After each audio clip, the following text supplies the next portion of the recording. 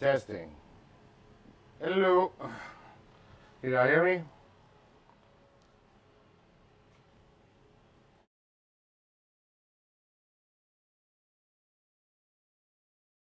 Yeah, you can. I couldn't zoom in on the thing. I didn't want to take away from the screen, but I saw this guy. I don't know if y'all can hear me. I don't know if you can hear me, and I'll tell you what I'm doing.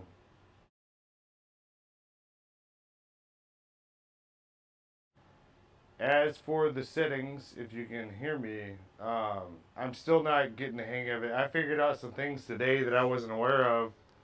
Awesome.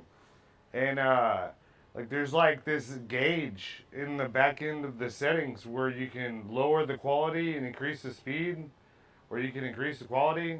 So I ran 3 different tests earlier, and I don't have a hang of the settings yet. I got like I can do some basic stuff, but have I mastered it? No.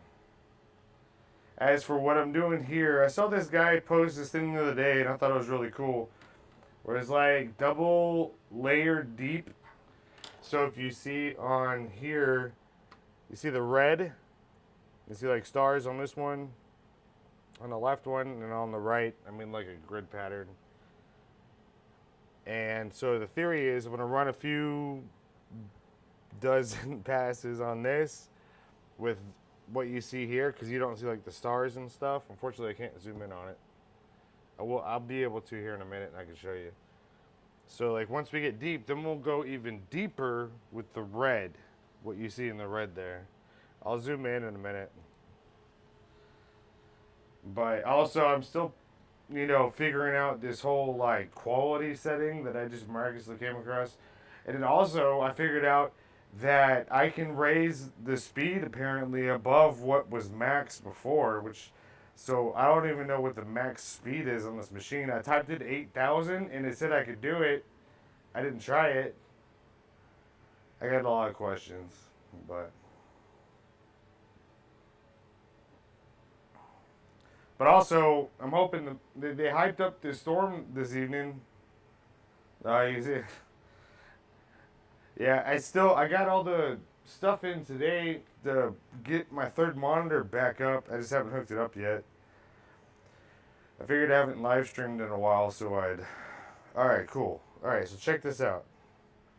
But yeah, if the power goes out, that'd be awesome, because then I can see if this battery backup is worth whatever. All right. So you see the red, like the stars. So the idea is what I think how this person did it, which I'm not trying to like copy his work. I'm just trying to figure out, how he did it, because I thought it looked cool. And so we're gonna go deep, but what you're seeing right now is you're not seeing this. This is what we're cutting right now, the purple. So once we get deep, then I'll just turn this on and we'll just be doing the red, if that makes sense. Which is the thing how he did it. And so that'll go deeper. And so you'll see the stars at the bottom, so like stacked, I think. I don't know. I don't know if this is right or not. But I thought it was cool, so I wanted to try it. And pardon my, if I sound like I'm nasally, my allergies are freaking killing me. It's been ridiculous, man. But yeah, so that's what we're doing. As for, I'll show you what I was talking about with this quality filter. Alright, I don't know if y'all can see, I can't zoom in unfortunately, but right here, this column is quality.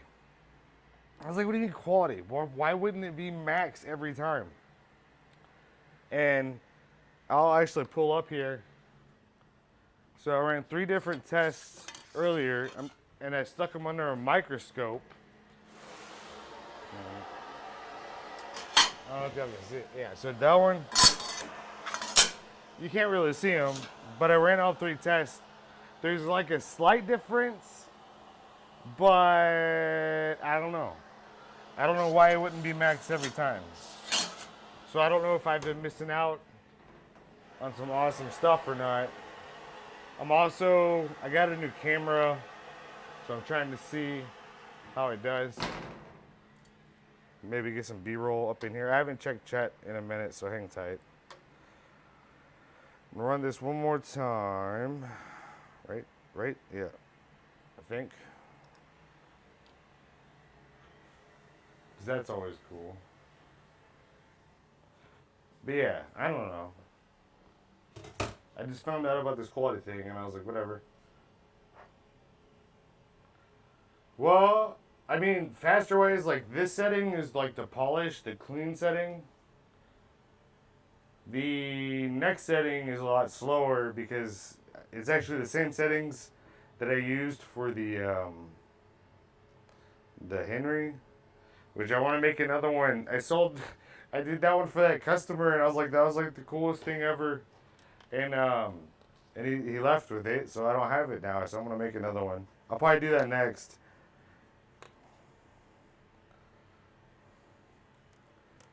But yeah, this isn't even like full. Theoretically, I could speed it up to 8,000.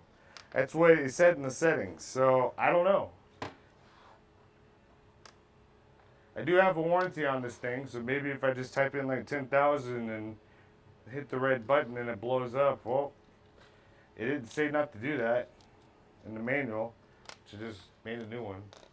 I keep finding all these like a random manual will pop up. I'm like, oh, I haven't seen this one before, even though I've asked them, like, if there's any way, like, if I have an archive of all the manuals I ever made, like, can I get access to that? I've asked other people, like, is there any other manuals that I haven't seen yet? And I was told no, but that was a lie. The coasters. I got some, I got some giant coasters. I think it's made out of the same stuff that you had. I don't know. I got like 4 of them. It's like a Fred Flintstone tablet. I don't know. Also, I got, that's the Ozbot camera. I had this thing, I don't know. Got a lot of stuff. I also got in 8 new Sig Sauer modules. I also have, I think I ordered 8 SIGs from RSR. I got another 9 Glocks coming in. Ordered a Kimber, ordered another SDS, ordered another AK Draco thing. Yes, what up, dude? Can y'all still hear me? I don't know. I haven't hooked, since my shit all kind of fell apart, I haven't live streamed, so. Slate, yeah. They called it cheese board for some reason, and I figured that out. Yeah. So I think I'll have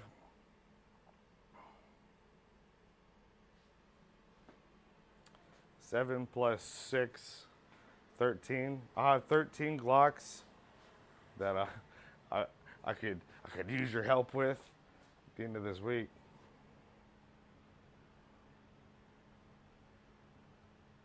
All right, cool.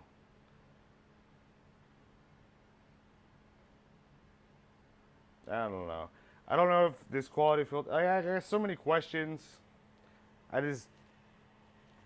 rather not keep asking them questions.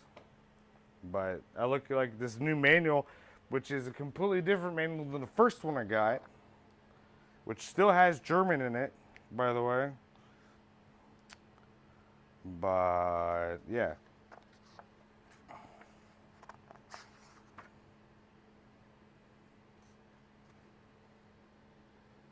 Like, metal, I think in German is spelled M-E-T-A-L-L, because that's not English. And I think standard is A-N-L-A-S-S-E-N. I'm going to end up learning German by the time I figure this machine out.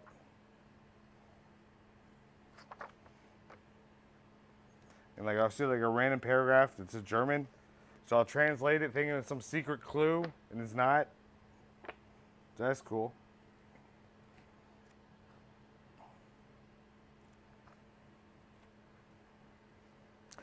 Yeah, dude, I don't like, it's hard, like, social media, I saw it late. It sounds weird. I hate social media, but it's so, I got people message me every 5 minutes about what machine I have. So trying to keep up with everything's not happening anymore. But yeah, with the Glocks, that'll be cool. Also, now that I found out we can go faster than 2500, because that's where I had my Glock settings kind of at. Well, shit, I gotta retest everything now, because I may not have the perfect setting yet. So that's cool. Get to do that again. Also, got a box of 50, some food for Shakira. It costed me almost $1,000, but I got that in the day. That's pretty exciting. Oh, this Friday night or last? I'm lost.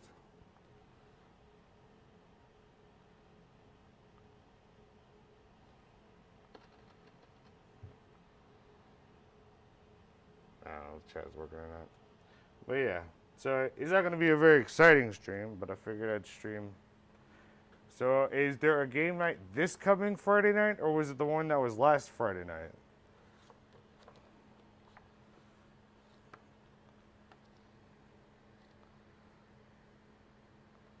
No, because I'll probably end up yelling at them. Because the first question I'm going to have is, there's apparently some weird shit going on with Trotec and these rubber stamps in Germany, and that's why they're neglecting everything, or some bullshit. Hold on, can you hear me? Am I talking? Yeah, okay. So I've been digging deeper, asking questions, and they were like, "Well, Germany has a weird rubber stamp thing going on." I'm like, "What does that mean?" I never got an answer to that. So apparently, I don't know. This coming up Friday. I saw your last one. What's today? Monday? We'll see. My CPA is coming tomorrow, so we'll see how that goes. And if he doesn't ruin my day, then we'll be good. Oh man, fucking Germans. Like I can flip through this manual, and almost every time I flip through it, I'm gonna see German. Like, there's this new. No, I don't know. Like I have trust issues. I can't even like tell if it's English or German. I'm like, is that English? It looks like English, but it's probably German. All right. This coin is, I think, steel, so we're gonna be here all day.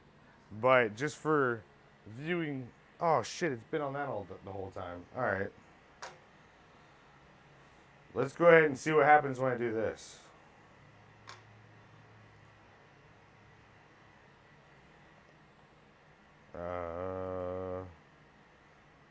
I don't know.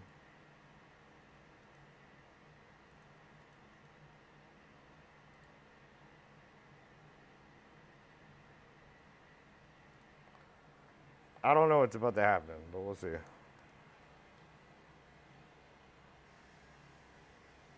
America!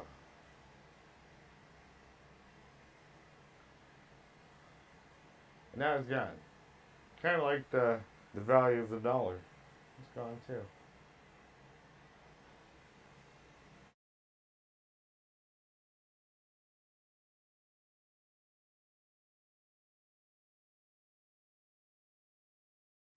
I think I'm gonna try a different setting here. Let's see. Emergency stop. Let's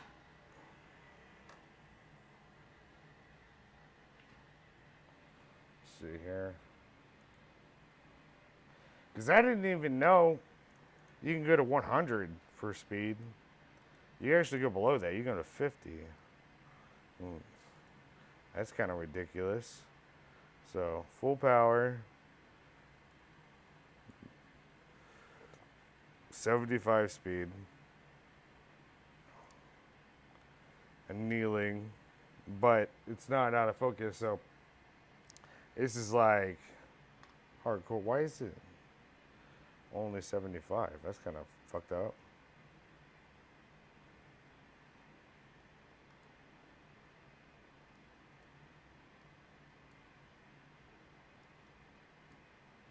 Alright, so power 100 plus 50%.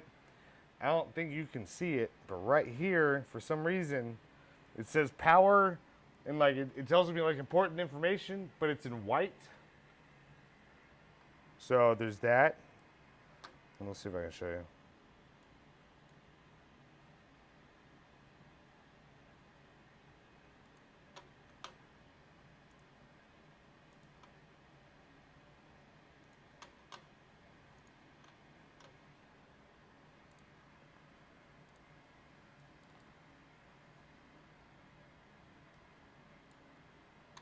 What am I doing?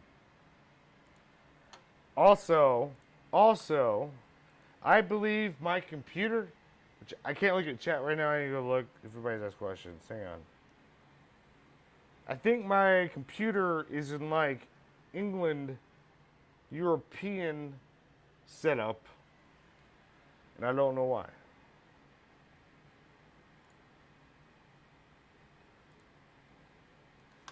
When I zoom in, how do I zoom in on this bitch?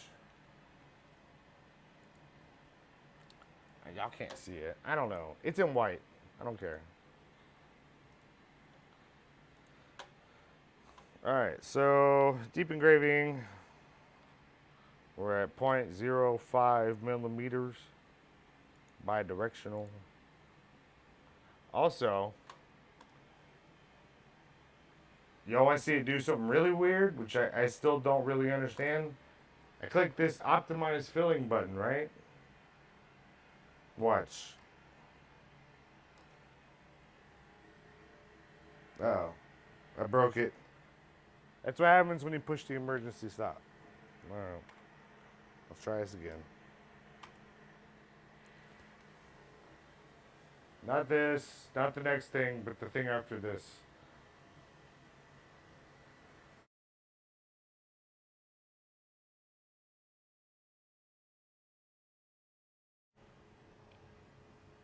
No, I don't need them to come by. I'll probably just annoy them and make it weird. I do appreciate it though. It's always good to know somebody who knows a German, I guess. Yo, Dave Xander. This is the weird thing.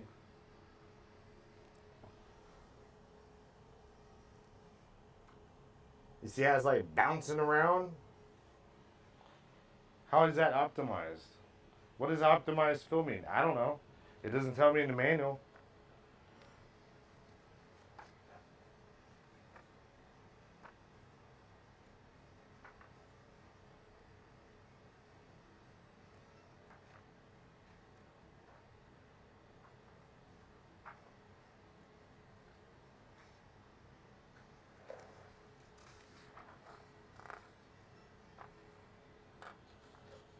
Can y'all hear me? Am I still live? Whatever.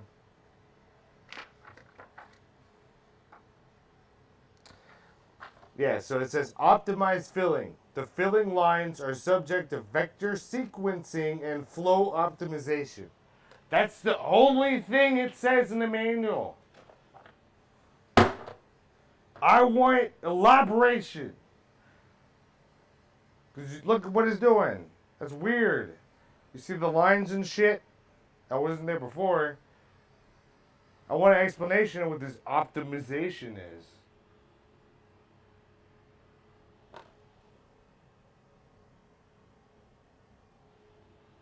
Like whose authority is optimizing this right now?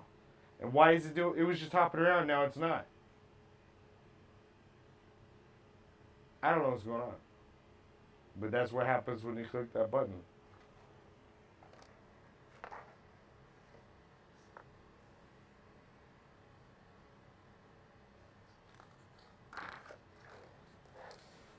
And then I emailed them today because in the manual, it tells you to go and just look at a different manual. It says, some of these descriptions have been extracted from the documentation regarding your TLC2 card.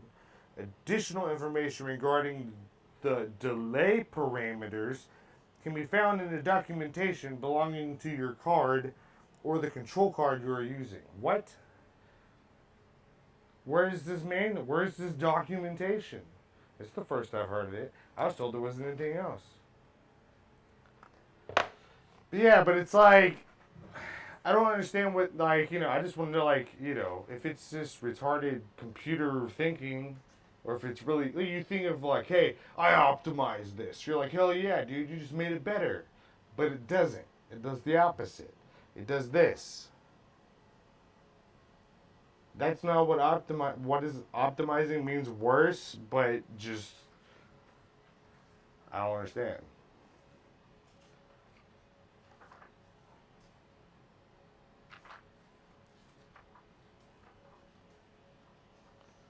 But that's what happens when you optimize it. Maybe that would make sense because when we think, oh, our government's optimized. You'd be like, that's great. You'd be like, actually, I clicked this box and I learned what optimize really means, and it's not what you think, and that's why it's where it's at.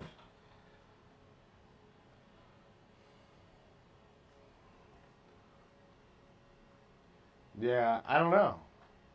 And like that's where like with y'all with EasyCAD, which I don't really know anything. I know y'all can make like it hop around and shit.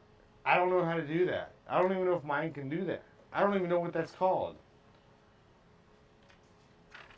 I asked a very smart, intelligent, talented individual today if he knew about if I could do this. I haven't heard back from him yet, so I made it weird because he's buddy with Trotec and I'm just kind of flying off the handle, being weird.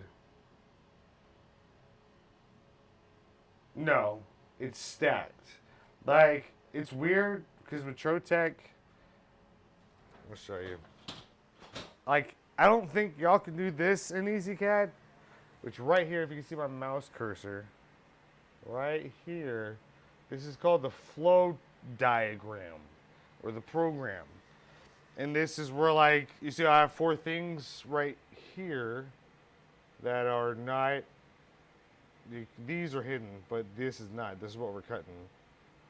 And it does it, like, if you have it to where it's activated, it'll go through all 4 whatevers you have. And so it's not combined or anything. It's stacked. I don't know. I sent them actually a file that I made when I was trying to get them to explain me or try to figure out the segmentation. They didn't even know, I guess, that you could import your artwork this way because he was like, it's just red. It's just red. I'm like, yeah, it's a PDF, and I layered it and labeled it. He's like, it's just red. So I gave up on that one because, yeah, the top layer was red, but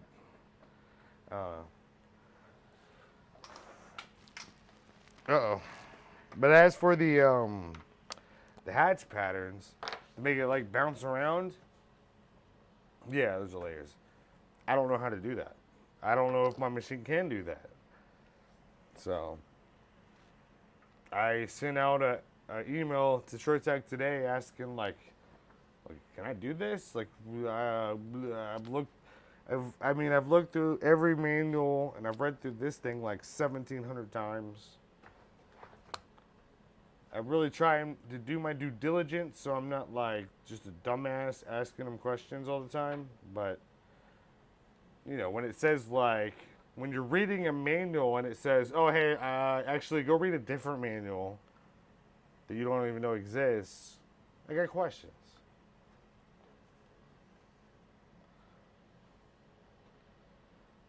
No, well, because it's not doing them all like at the same time. Like it's basically I have it set up in a way where like it's just one after the other. I don't know. It's not doing them all at the same time, but I don't know what it's doing right now. It looks gross. But I'll show you something cool that I can do. Yeah, because this is a simple file compared to my other stuff. I actually had to void the warranty on the computer that slaved the machine because it came with like 2 megabits of RAM. So I upgraded that, but that's about all I could do because it was crashing like every 5 minutes. Yes, each layer has different settings. Well, if I did that, I would be able to run the different layering, the stacking. I don't know. Like I said, this is like something I don't really care that much about. I don't know. Like there's a thing in the PDF when you combine things, it just screws your artwork all up and decides for you how it's gonna go, and I don't like that. And so I don't know.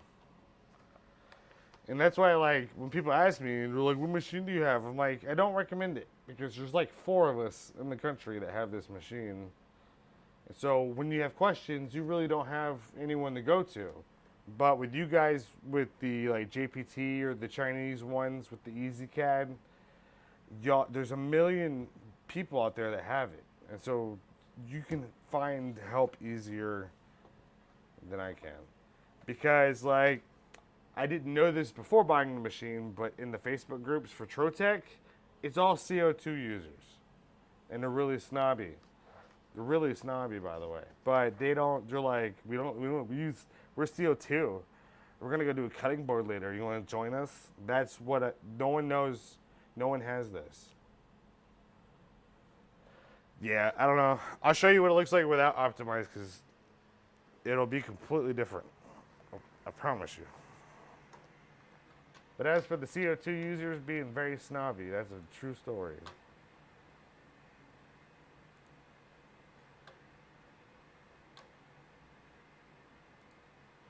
Which one did I optimize? Oh, optimize that. Oh. And then there's also this tool right here. This allows me to do deep engraving with multiple loops. So we'll say like 5.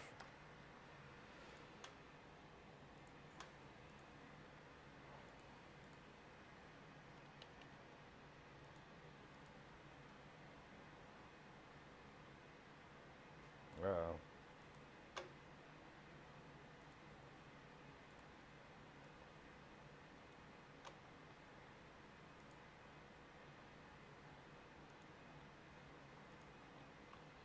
Is it hailing outside? Oh, past in my truck. It's messed up. Yeah. Basically, optimized is just not something that I'm confident in at all. So, but that's what it does. Why? I don't know.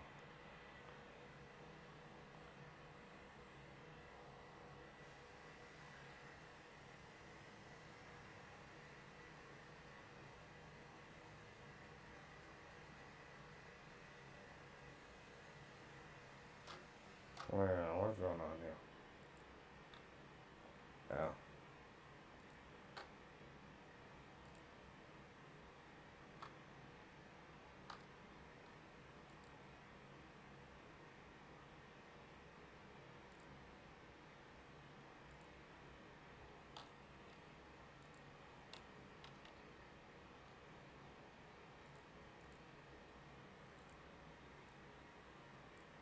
Yeah, basically this is just like a program where it's like it follows one after the other, however you set it up. Oh, you can't see. Right here. Oh, well. Nah, let's see.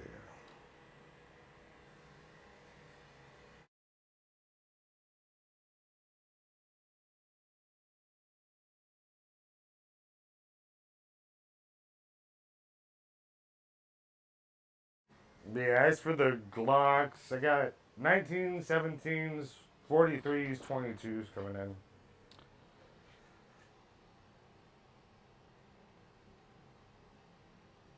Yeah, I don't know.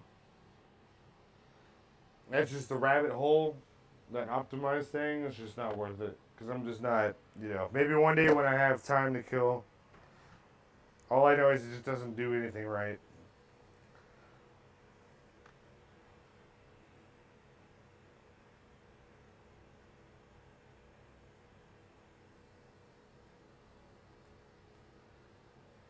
Yeah, I don't know.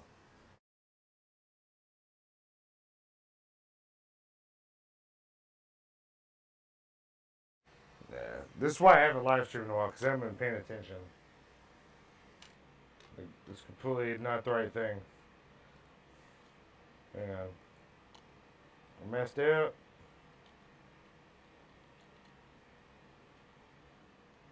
There you go.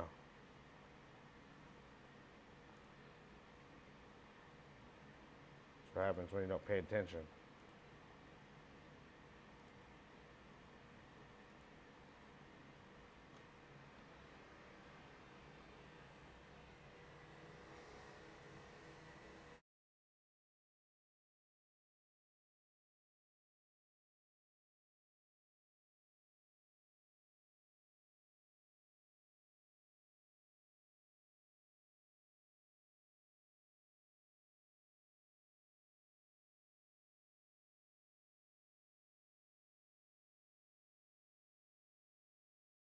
Yeah, I think they will.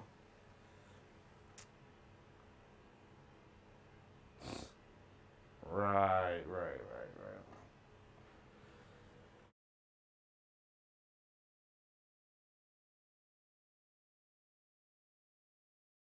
I still got two more of those Tisas. The those 1911s I posted last night. I finished those up. Those are the ones that were ruined like 2 months ago when I was pissed off because my machine wasn't calibrated. And then they were like, "Oh, do this," and then boom, and then oh, that's fancy. Would have been nice to know months ago. So they got messed up, but they're whatever. But I got two more I want to do, but I want to go super deep on them.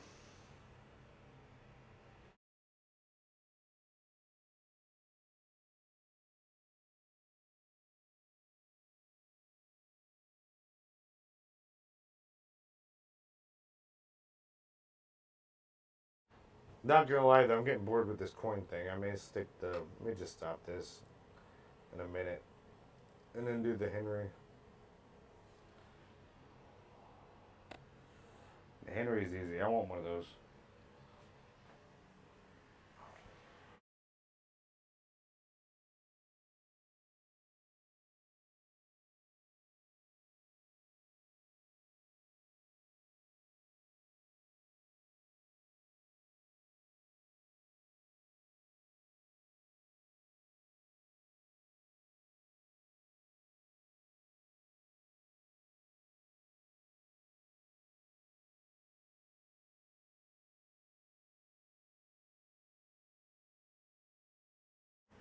However, I'm really excited. I found some a new music. I've been like in a rut with trying to find music that I liked, and just like weird DJ Cumberbund or something. These remixes. It's insane. The Glock stuff, yeah, but I still haven't figured out the settings yet. Cause like I kind of got it, but it could be better. I don't know. I could make it 8,000 millimeters a second apparently. So, but I did get another chopped up one, so I'm gonna run tests on that first, and then we can just screw everything else up afterwards. And this looks like dog shit, man. What still is this?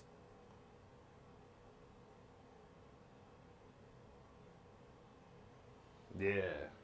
Yeah, definitely. I'm surprised. Like, I tried honestly. Like when that customer called me, because like I'm technically not open to the public yet, but case by case. But he wouldn't take no for an answer, basically. So I was like, I'll try, and I did. I mean, I spent like the engraving time was like 2 hours. The buffing and polishing and trying to figure that shit out was like 20. I like that was just awful. And it wasn't perfect. Like with polishing, there's a lot to learn with that apparently. But it was good. It was good. But yeah, I'm surprised I actually was able to pull it off because I didn't think I was gonna be able to.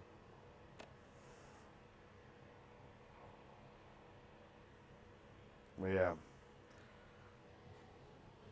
where's my headphones? All right.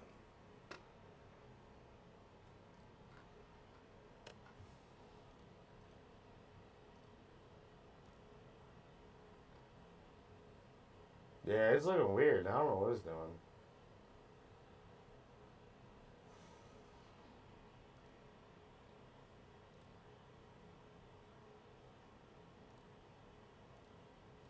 But yeah, I found a new dude yesterday on YouTube, and I'm like, this shit's awesome. It's probably gonna piss off like most of my viewers because they always complain about the music. But see if I can find it.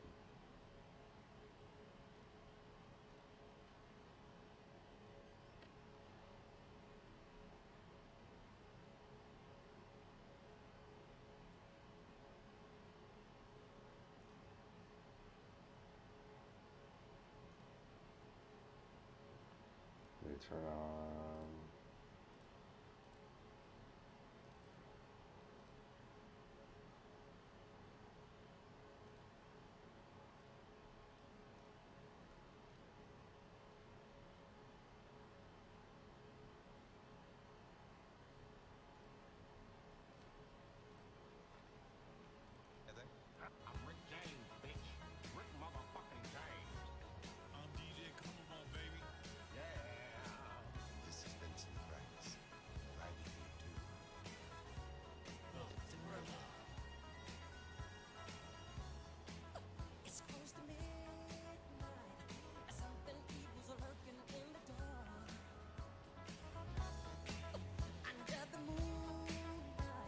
Just wait. It gets weird, but awesome.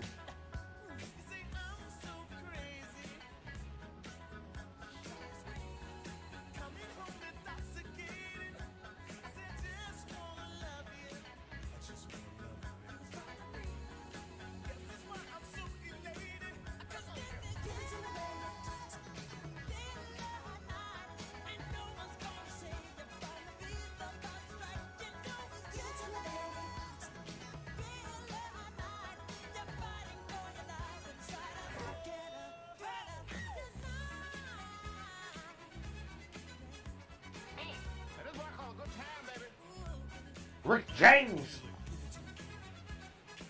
I'm having the time of my motherfucking life. Enjoy that sugar pop. Hold on.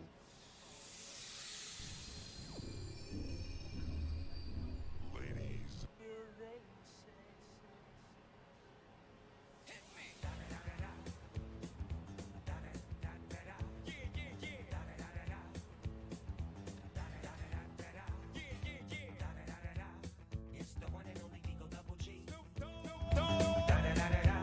You know I'm mobbing with the D.O.E.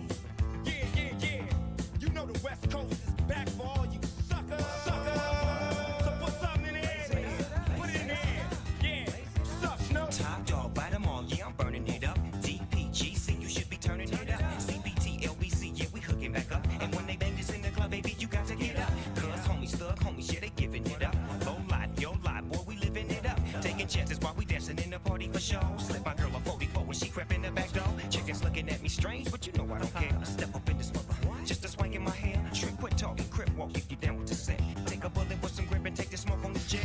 Out of town, put it down for the father of rap. And if you happen to get cracked, trick, shut your trap. Come back, get back, that's the part of success. If you believe in the S, you'll be relieving your stress. Shape up, 'cause I need a man.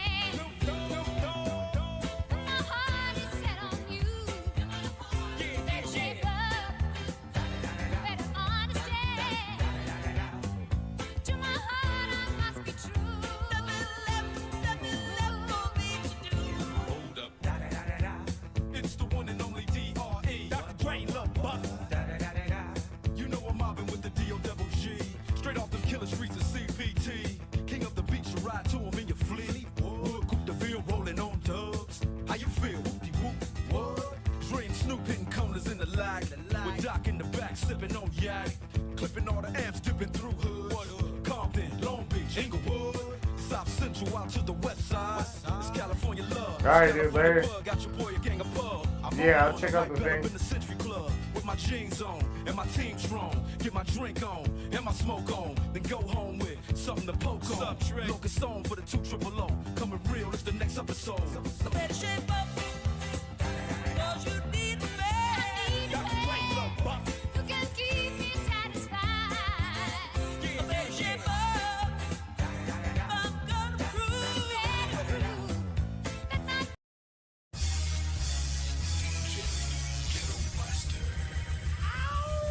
Yeah, I don't remember which one is which. Stop! It's the motherfucking remix! Yeah. I rock the party that rocks the body. You rock the party that rocks the body. We will rock you. I wanna rock. We will rock you. I wanna rock. We will rock you. I'm the D.O. Rock. We will rock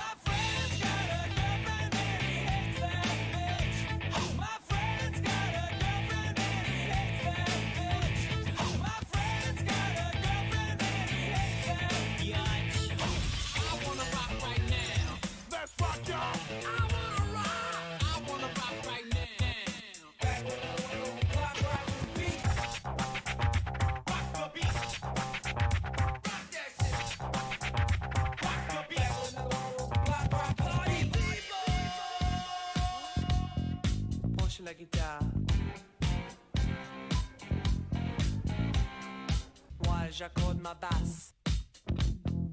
Penche la guitare. Ouais, j'accorde ma basse. Let's go!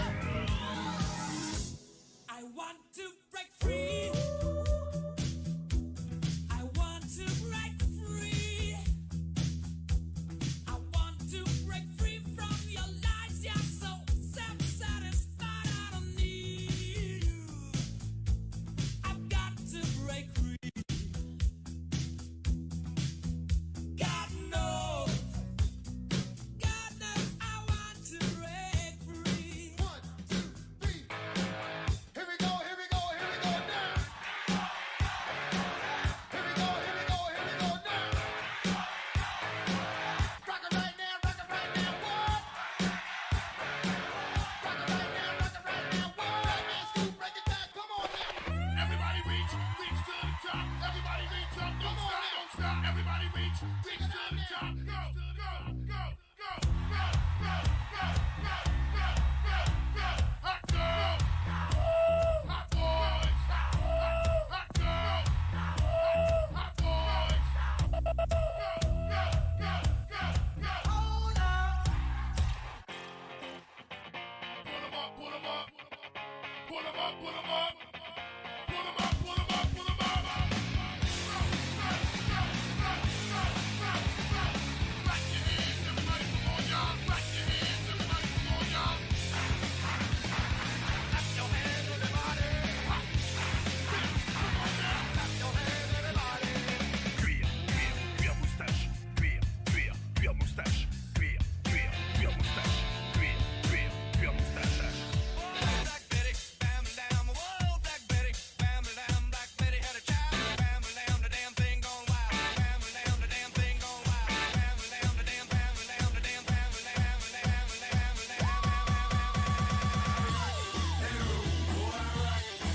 I got that rock and roll.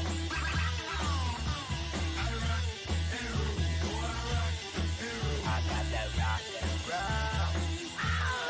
And if the guy's in here, that's the chief warrant officer from like Vietnam that was talking shit earlier about how I'm not a real gunsmith or whatever else because I didn't know what that bore sight thing was. You can go to hell, by the way. Shit. Pull a rank on me. I got a DD-214 just like you, buddy.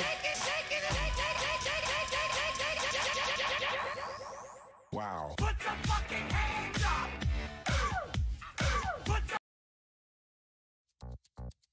Hey Baron, it's DJ C DJ Cumberbund, making you a special mix for your birthday.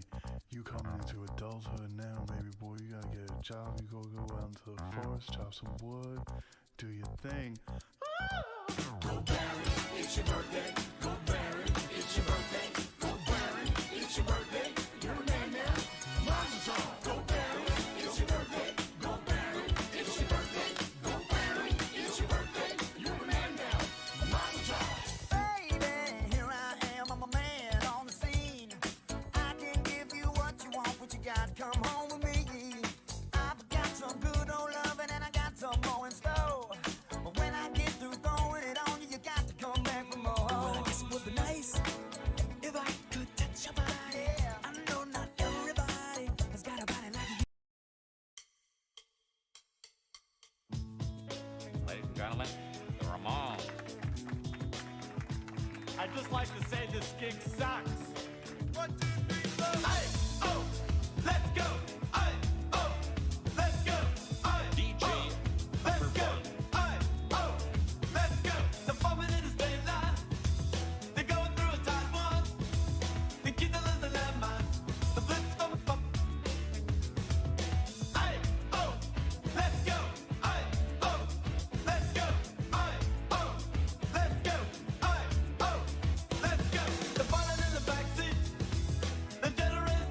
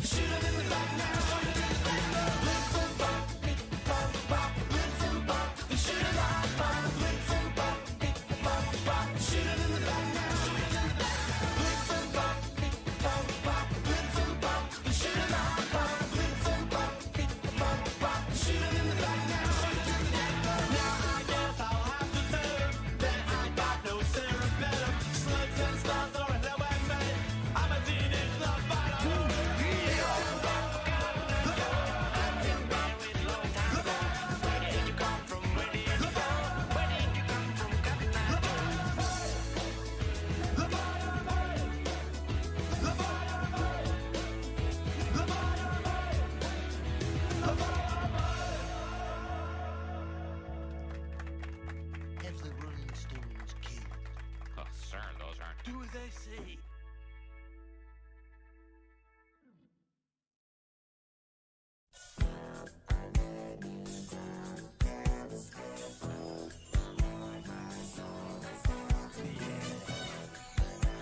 DJ Cumberbund.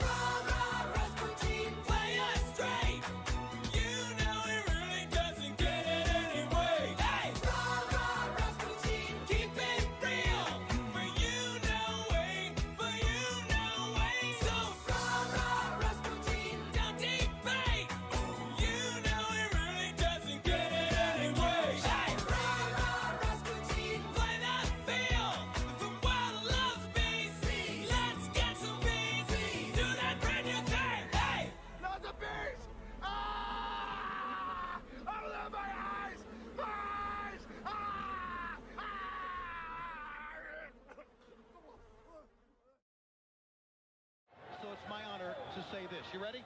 Yeah, brass is just really, really, really hard to see. But, yeah, I don't know. I don't know if y'all have the same problems with y'all's Chinese ones. Sometimes. But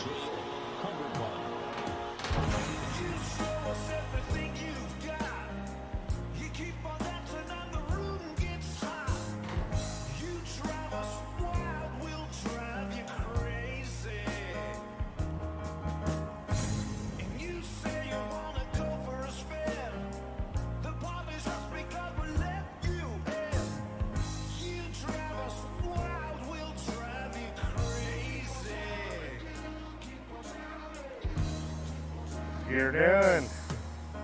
I think we're all set.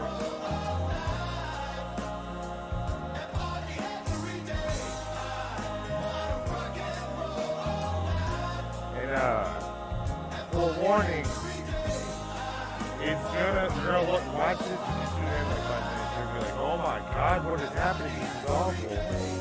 But it works out.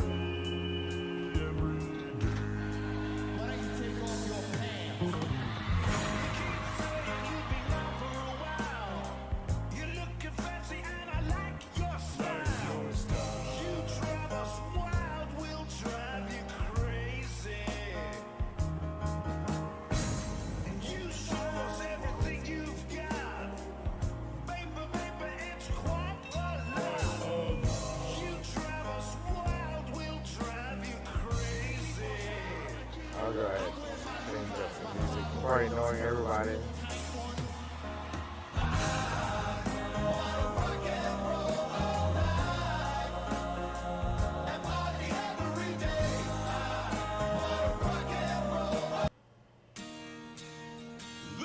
Ah! Just kidding. Just kidding.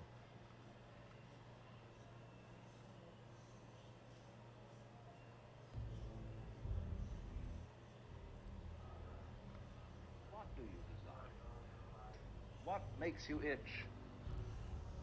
What sort of a situation would you like? So I always ask the question, what would you like to do if money were no object? How would you really enjoy spending your life? Well, it's so amazing. As a result of our kind of educational system, crowds of students say, well, we'd like to be painters, we'd like to be poets, we'd like to be writers, but as everybody knows, you can't earn any money that way. Or another person says, well, I'd like to live an out-of-doors life and ride horses. I say, do you want to teach in a riding school? Let's go through with it. What do you want to do? When we finally got down to something which the individual says he really wants to do, I will say to him, you do that. And forget the money. Because if you say that getting the money is the most important thing, you will spend your life completely wasting your time. You'll be doing things you don't like doing in order to go on living, that is, to go on doing things you don't like doing, which is stupid. Better to have a short life that is full of what you like doing than a long life spent in a miserable way. And after all, if you do really like what you're doing, it doesn't matter what it is, you can eventually you could eventually become a master of it. The only way to become a master of something is to be really with it. And then you'll be able to get a good fee for whatever it is. So don't worry too much. Somebody's interested in everything. And anything you can be interested in, you'll find others will. But it's absolutely stupid to spend your time doing things you don't like in order to go on spending things you don't like, doing things you don't like, and to teach your children to follow in the same track. See, what we're doing is we're bringing up children and educating them to live the same sort of lives we live, in order that they may justify themselves and find satisfaction in life by bringing up their children, to bring up their children to do the same thing. It never gets there.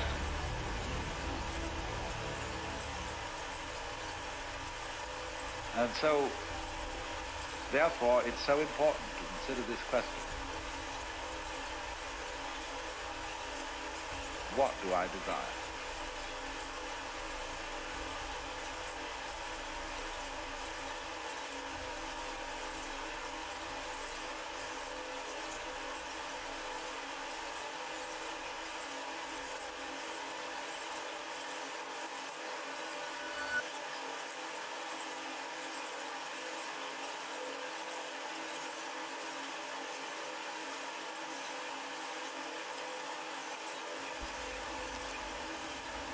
Takes guts. You got to dig down deep to gut it out. Keep on going again and again and again until you make it happen, because you know that it's possible. Now, what do you do during the hard times, Les?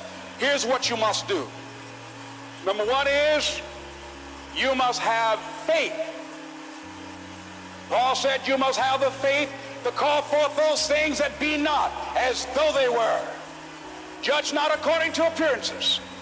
Don't judge your circumstances and the possibilities for your future based upon what you have now and because of what's going on now. No, no, no, no. That's not the real reality there.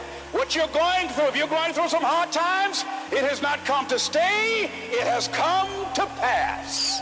It's all right. Now, second thing is, repeat this after me. Something you should affirm to yourself every day. Repeat this, please. No matter how bad it is or how bad it gets, I'm going to make it. Say that to yourself every day. As I used to say to myself, when I would get up in the Penobscot building and I had to go into the bathroom and bathe in the bathroom sink, I had written on the mirror that I put up, just paste up, and I read, no matter how bad it is or how bad it gets, I'm going to make it.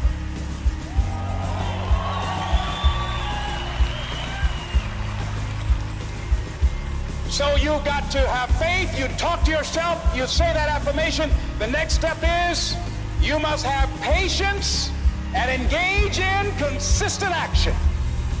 Patience and engage in consistent action. See, everything does not always happen, ladies and gentlemen, when we want it to happen. It doesn't happen quickly. So in that process, they have something in the Far East called the Chinese bamboo tree.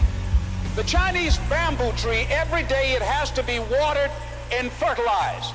It's a very hard nut, and it takes 5 years of watering and fertilization every day, according to American Geographics, before it breaks through the ground. At any time, if the watering process and the nurturing and the fertilization process is stopped, the Chinese bamboo tree will die in the ground. Now, once it breaks through in that 5th year, then in 6 weeks it grows 90 feet tall.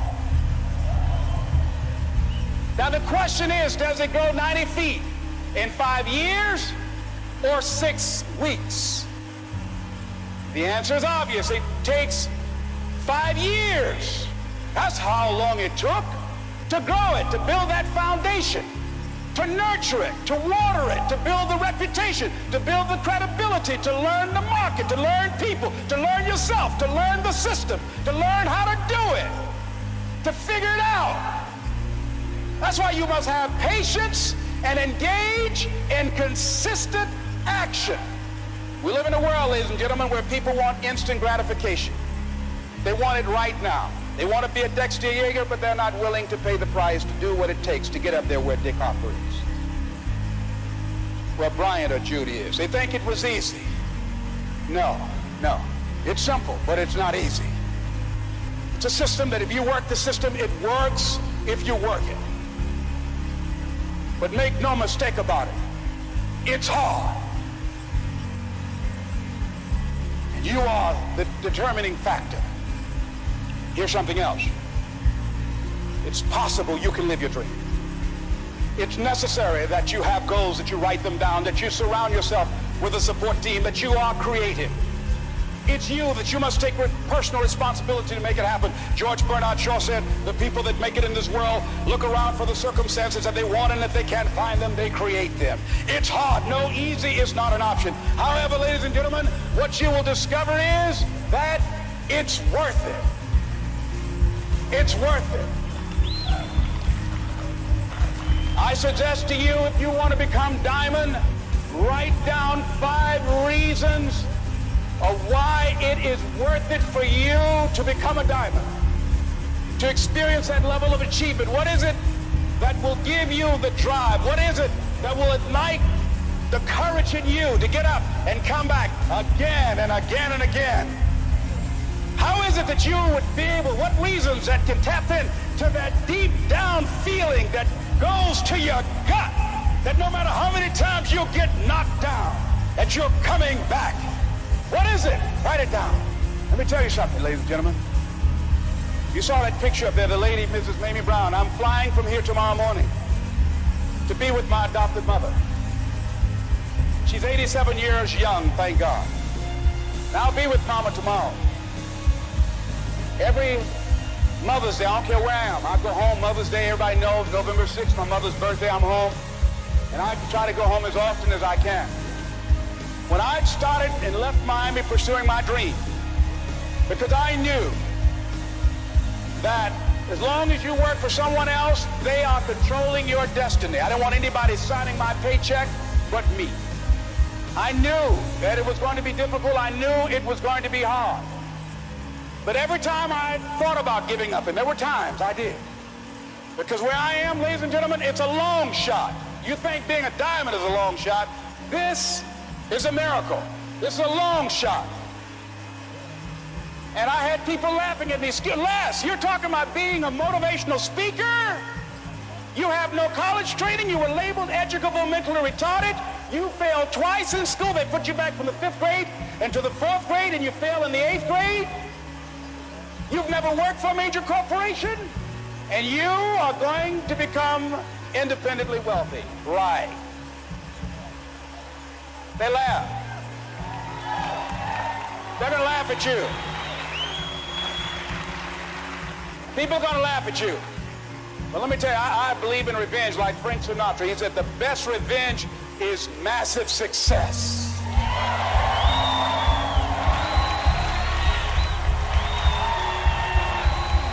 It's a long shot. Being here with you today in this dome, it's a long shot. No college training, labeled educable, mentally retarded, but I kept running toward my dream. Don't stop. Don't stop. Don't stop running toward your dream. You can live your dream. What if we have that kind of attitude? The car's repossessed. Nobody believes in you. You've lost again and again and again. The lights are cut off, but you're still looking at your dream, reviewing it every day, and say to yourself, it's not over until I win.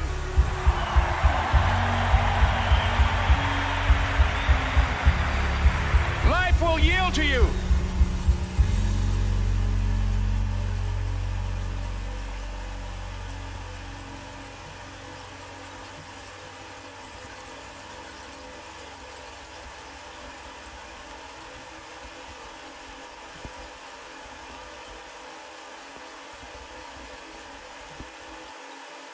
When you know within yourself that there's something you want to do, and I believe that all of us were born with a purpose, that all of us have something that we are supposed to do, that all of us have some goodness within us, and that goodness gives us a responsibility to manifest our greatness. Not only is it possible for you to have your dream, but it's necessary.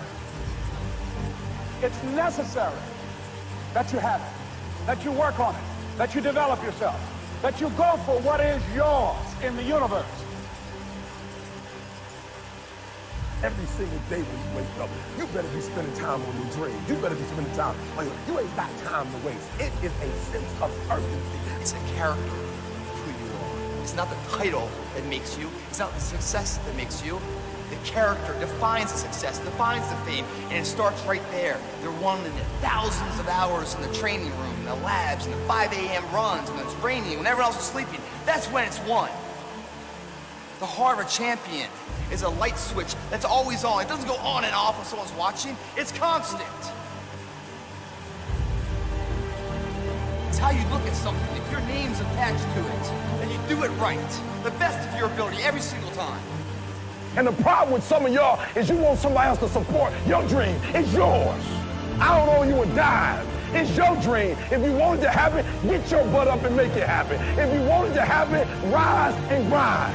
But if you want a thing bad enough to go out and fight for it, to work day and night for it, to give up your time, your peace, and your sleep for it, if all that you dream and scheme is about it, and life seems useless and worthless without it, and if you gladly sweat for it and fret for it and plan for it and lose all your terror of the opposition for it, and if you simply go after this thing that you want with all of your capacity, strength and sagacity, faith, hope, and confidence, and stern pertinacity, if neither cold poverty, famish, or gulf, sickness, or pain, or body and brain can keep you away from the thing that you want. And the title of 2013, three-time Mr. Olympia, Bo Peep!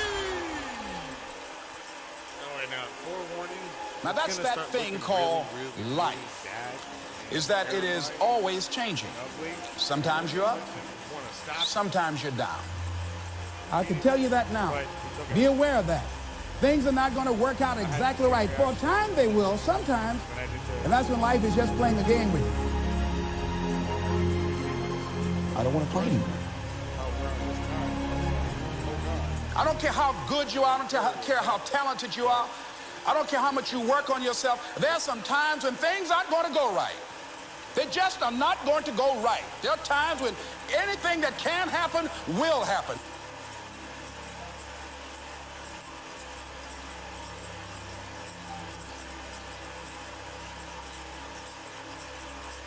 But during those down moments, that's where the growth takes place.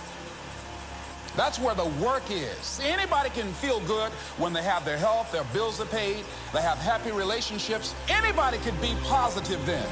Anybody can have a larger vision then. Anybody can have faith under those kinds of circumstances. See, but the real challenge of growth, mentally, emotionally, and spiritually, comes when you get knocked down. And some of you in your life, the reason why you're not blowing up, the reason why you're not successful, you have not learned to pass. You think just because it's an opportunity, it's for you. And not every opportunity is for you. All of us have experienced some tragedy, and if we haven't, we will. And you can either let it destroy your life, or you can build upon it. You can permit it to let it hold you down, or you can decide, I'm not going to let that happen to me. I'm bigger than this. It's not going to be easy. When you want to change, it's not easy. If it were in fact easy, everybody would do it. But if you're serious, you'll go all out. We all fall down in life. The question is, who gets back up? Forgive and grow. You're about to separate yourself from the pack, and you're about to be on top. If you want to begin to move into your own personal greatness, you've got to be willing to go against the tide. You've got to be willing to harness your will and say, in spite of this, I'm in control here. I'm not going to let this get me down. I'm not going to let this destroy me. It's not your circumstances or your situation that determines if you're going to be successful or not. I've been telling you, it's your mindset. It's the way you see it. It's the way you think it. Your mind is the battleground. Touch somebody and tell them the enemy's after your mind. Out to worry you to death. Out to stress you to death. Out to break you down. Out to make you quit. Out to make you think that you can't get up. Out to make you give up on your dream. The warfare is in your mind. It's not in your checkbook. It's not in your savings account. It's not on your job. The fight that you got to fight is in your mind. And if you whip it in your head, you can whip it in your checkbook. You can whip it on your job. You can whip it out of your children. But you got to cry it out of your head. I'm coming back. And I'll be stronger and better because of it. You have got to make a declaration that this is what you stand for. Standing up for peace of mind. You're standing up for health. You're standing up for your dream. You want it. And you're going to go all out to have it. Let it go and begin to focus on developing myself. And I say to you, you're going to have people to do things to you. Things are going to happen to you. And the most important thing to do is to harness your will and let it go. And move so you can grow. So you can get on with your life. It doesn't matter about what happens to you. What matters is, what are you going to do about it? When you want something bad, you can't count the cost. Because if you count the cost and you see how much it costs, you might quit. You might give up. So you got to go in knowing that I don't count the cost. I do as many push-ups as it takes, as many sit-ups as it takes, as many reps as it takes. I study as long as it takes. I pay whatever the price is. Why? Because if I start counting the cost, I might quit. I might give up. I might surrender. Don't count the cost. You don't count the cost on this one. You don't count how many breaths you take. You don't count it. You get to a point where you don't count it. You just do whatever it takes to get whatever you want. Don't stop. Stay busy. Work your plan. Continue to do those things that you know that work for you after you have evaluated yourself in the situation. Once you make a decision and you go all in and you say, I ain't quitting till I get there. I ain't giving up. I ain't giving in. I'll do whatever it takes to be successful. And when you make that decision, when you look you in the mirror, when you tell yourself that, look, I'm through. I'll do whatever it takes. I get it. That's just that begins to happen. Forget about your past. Forget what happened back in the day. Make the rest of your life the best of your life.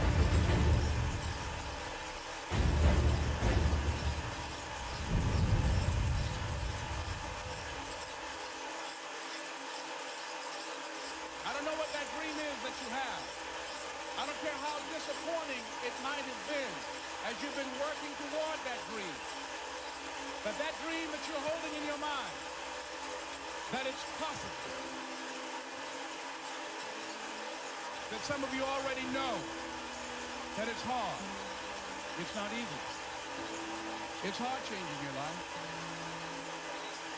That in the process of working on your dreams, you are going to incur a lot of disappointment, a lot of failure, a lot of pain. There are moments when you're going to doubt yourself. You say, God, why is this happening to me? I'm just trying to take care of my children and my mother. I'm not trying to steal or rob from anybody. How does this have to happen to me? For those of you that have experienced some hardships, don't give up on your dreams. Their rough times are going to come, but they have not come to stay. They have come to pass. Greatness is not this wonderful, esoteric, elusive, God-like feature that only the special among us will ever taste. You know, it's something that truly exists in all of us.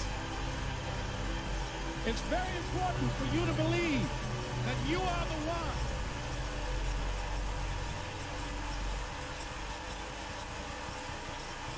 Most people, they raise a family, they earn a living, and then they die. They stop growing, they stop working on themselves, they stop stretching, they stop pushing themselves. That a lot of people like to complain, but they don't want to do anything about their situation. And most people don't work on their dreams. Why? One is because of fear. The fear of failure. What if things don't work out? And the fear of success. What if they do and I can't handle it? These are not risk takers. You spend so much time with other people. You spend so much time trying to get people to like you. You know other people more than you know yourself. You study them. You know about them. You want to hang out like them. You want to be just like them. And you know what? You've invested so much time in them, you don't know who you are. I challenge you to spend time by yourself. It's necessary that you get the losers out of your life if you want to live your dream. But people who are running toward their dreams, life has a special kind of meaning. When you become the right person, what you do is you start separating yourself from other people. You begin to have a certain uniqueness. As long as you're following other people, as long as you're being a copycat, you will never, ever be the best copycat in the world. But you will be the best you could be. I'm telling you to define your value. That everybody won't see it. That everybody won't join you. That everybody won't have the vision. It's necessary to know that you are an uncommon breed. It's necessary that you align yourself with people and attract people into your business who are hungry, people who are unstoppable and unreasonable, people who are refusing to leave life just as it is and who want more. The people that are living their dream of finding winners to attach themselves to. The people that are living their dreams of a people that know that if it's going to happen, it's up to them. If you want to be more successful, if you want to have and do stuff you ain't never done before, number two, I'm asking you to invest in you. To invest in you. Someone's opinion of you does not have to become your reality. That you don't have to go through life being a victim. And even though you face disappointments, you have to know within yourself that I can do this. Even if no one else sees it for me, I must see it for myself.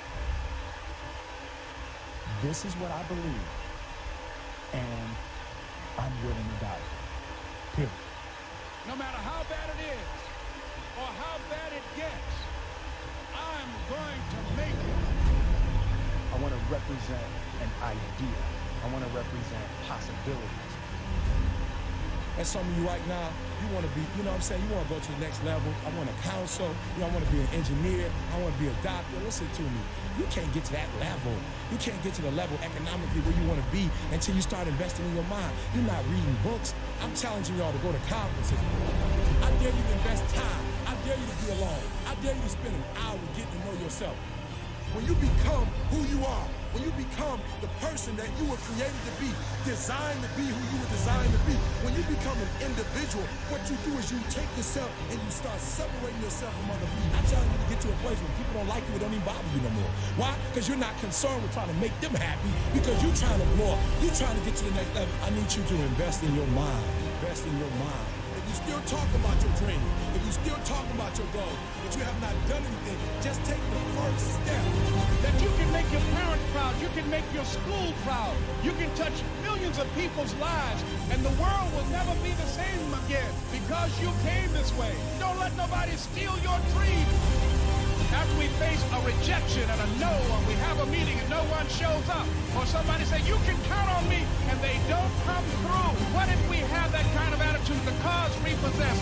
Nobody believes in you. You've lost again and again and again. The lights are cut off, but you're still looking at your dream, reviewing it every day, and say to yourself, it's not over until I win.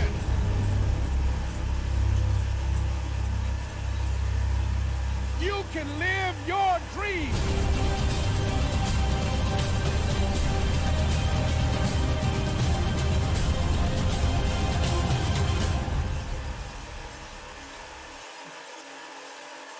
I never wanted to live without some kind of affirmation, some kind of collective feedback.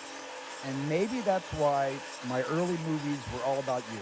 My early movies were all soliciting you, making you my partners, thinking about you behind the camera, thinking what would turn you on, what would get you excited, what would make you laugh, what would make you scream. How could I create suspense out of whole cloth when that darn shark never worked? And you were my partners, my audience. You know, I collaborated with you and you collaborated with me, and I think the beginning of my career, I had this wonderful experience, and the thing I really want to emphasize is I didn't have a choice. I didn't have a choice. When you have a dream, and the dream isn't something you dream and then it happens. The dream is something you never knew was going to come into your life. Dreams always come from behind you, not right between your eyes. It sneaks up on you. But when you have a dream, it doesn't often come at you screaming in your face, this is who you are. This is what you must be for the rest of your life. Sometimes a dream almost whispers. And I've always said to my kids, the hardest thing to listen to, your instincts, your human personal intuition, always whispers, it never shouts. Very hard to hear. You have to, every day of your lives, be ready to hear what whispers in your ear. It very rarely shouts. And if you can listen to the whisper, and if it tickles your heart, and it's something you think you want to do for the rest of your life. When I look at people, I always ask the question, I say, man, tell me what Nike stands for. They said, oh, Inc., that's easy, just do it. I said, tell me what Adidas stands for. Oh, Inc., that's easy, man. Impossible is nothing. I said, now tell me what you stand for. When people look at you, do they think excuses? When people look at you, do they think victory? When people look at you, do they think that's a person that's going to give me everything they got, not on some days, but on every day, and it's not going to be predicated upon if I feel like it, because I think we all know if we only worked on the days when we felt like it, none of us would get much accomplished. I'm talking about the real level of commitment. Not the commitment that falls in line if everything goes right. I'm speaking of the commitment that says, I am going to stay true to what I said I would do long after the move that I've set it in his life. See, most people, ladies and gentlemen, are stoppable. Most people, all you have to do is tell them no. All you have to do is make it inconvenient for them. All you have to do is make it difficult for them, and they're stuck.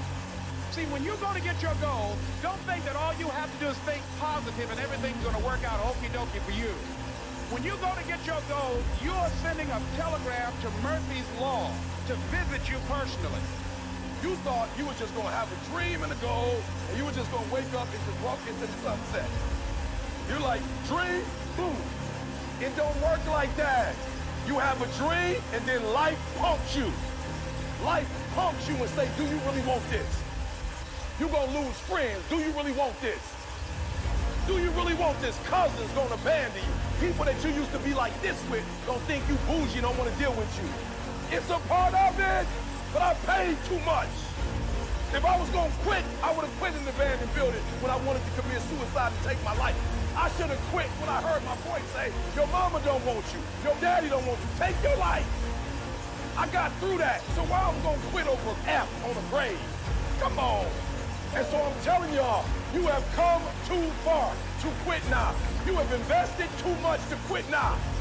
You have lost too much to quit now. Don't cry about it. Don't whine about it. Get a reward for your pain. And so by being committed to everything that I started, I finished it. It built a certain type of spirit. It built a certain type of mentality. It built a certain type of individual. And so now I couldn't quit even if I wanted to. I couldn't stop even if I wanted to. I had too much sweat equity in my life and everything that I was doing. You're too close to quit now. You gotta take another lap. You gotta take another lap, because you never know. This might be the one. You can't stop because you're tired. You can't stop because you got your feelings hurt. You gotta take another lap. Keep walking, keep walking, keep walking. You're gonna make it. You're gonna do it. You got an unstoppable fire. Come on, take another lap. Don't you stop. Don't stop walking.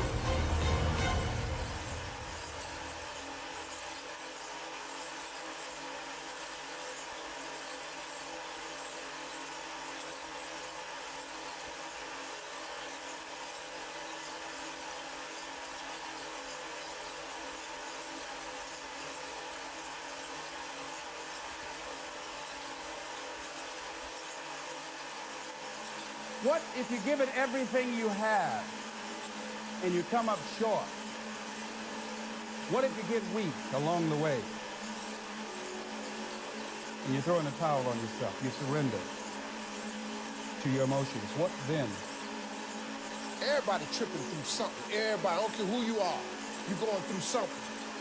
But your great life is in front of you. It's not behind you. What you did back there ain't got nothing to do with what God got for you.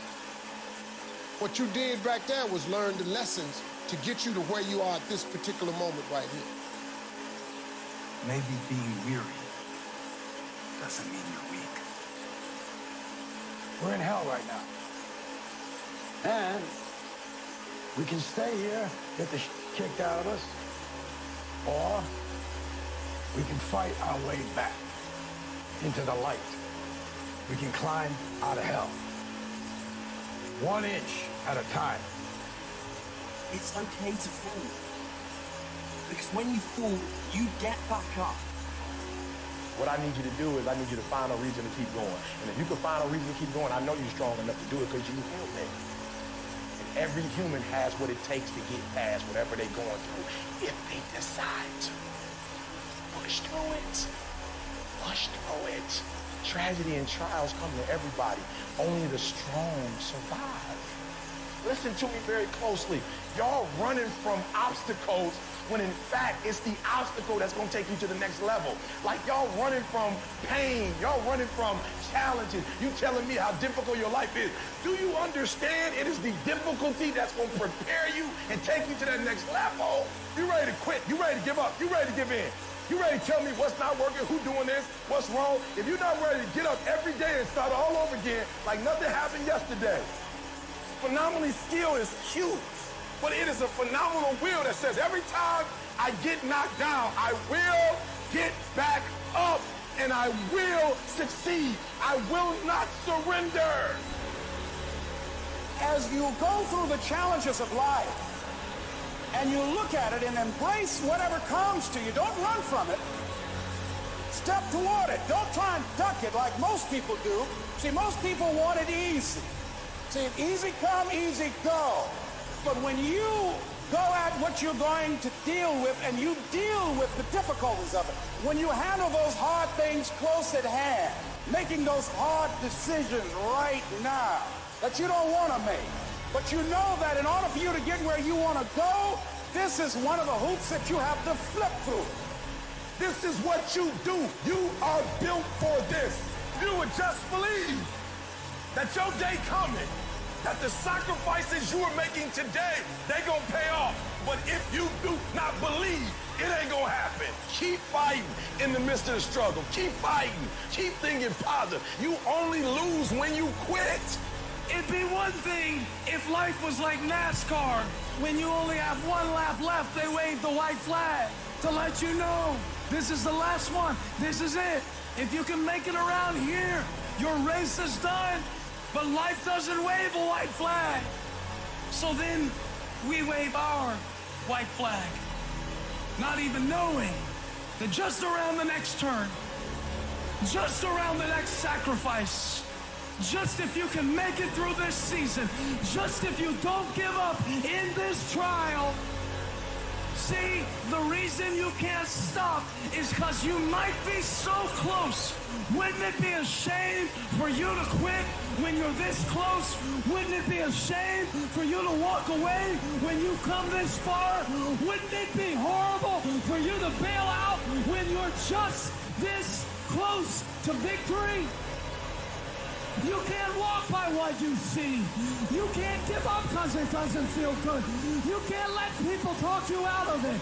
You can't let your emotions stop you from moving forward. Keep believing, keep moving, keep marching, keep crawling, keep inching. This might be the day. This might be the one.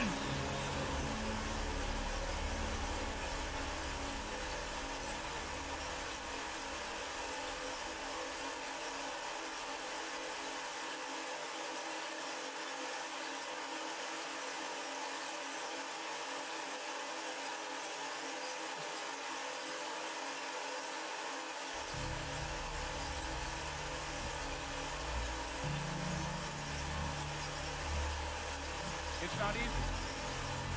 It's hard changing your life. I'm talking about a problem in my life.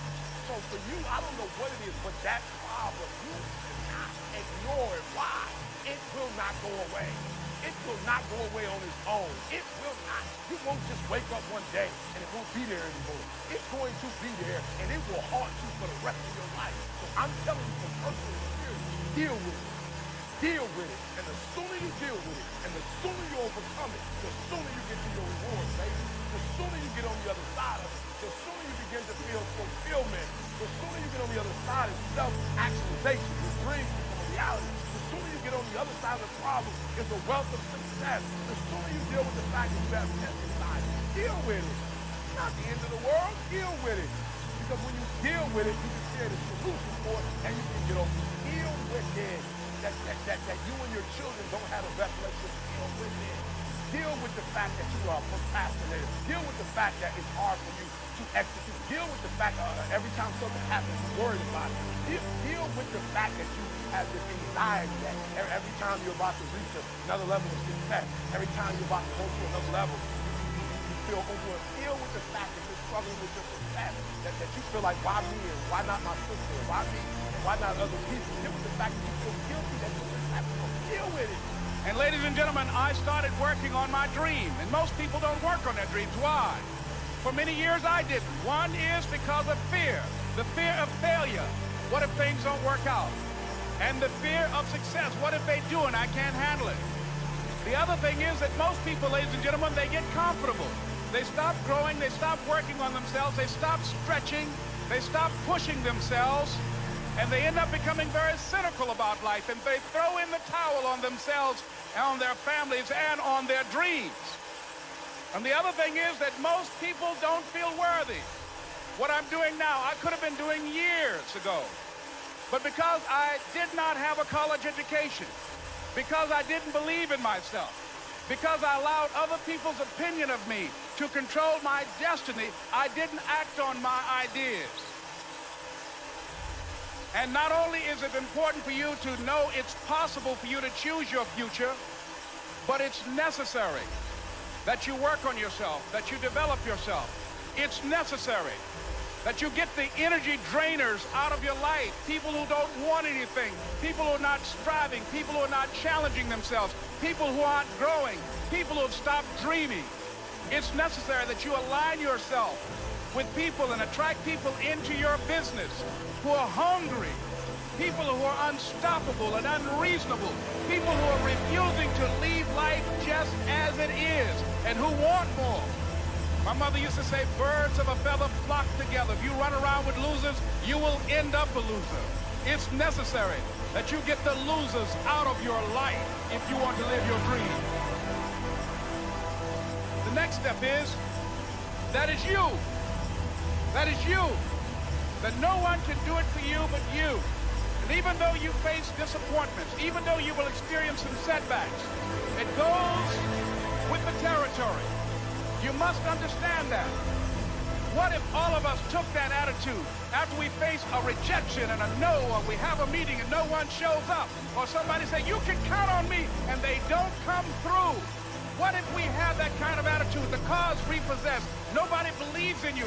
You've lost again and again and again. The lights are cut off, but you're still looking at your dream, reviewing it every day, and say to yourself, it's not over until I win. You are going to incur a lot of disappointment, a lot of failure, a lot of pain, a lot of setbacks, a lot of defeats. But in the process of doing that, you will discover some things about yourself that you don't know right now. What you will realize is that you have greatness within you. What you'll realize is that you're more powerful than you can ever begin to imagine. What you will realize is that you're greater than your circumstances, that you don't have to go through life being a victim. What I'd like you to do right now, I want you to think about your dream, because I'm in a room full of dreamers. Think about your dream right now. I want you to think about it and envision it. Now, ladies and gentlemen, let me share something with you. I do not believe that any of us have dreams that were not given to us for the purpose of accomplishing those particular dreams. And I want to share something with you that has changed my life. That dream that you're holding in your mind, that it's possible. See, sometimes we can't say, I can do that. But what we can say, that it's possible that I can have my dream. As we run toward it, as we work on it day in and day out, it's necessary to know that everybody won't see it, that everybody won't join you, that everybody won't have the vision. It's necessary to know that a lot of people like to complain, but they don't want to do anything about their situation, that you are an uncommon breed. You know, you have to know within yourself, and I can do this. Even if no one else sees it for me, I must see it for myself. That's necessary. It's also, ladies and gentlemen, necessary that you be creative when you're working on your ideas, that you understand the importance of changing up. I can live my dream. It's It's necessary. I work on myself. Surround myself with winners. Become creative. It's me. I gotta make it happen. It's not over until I win.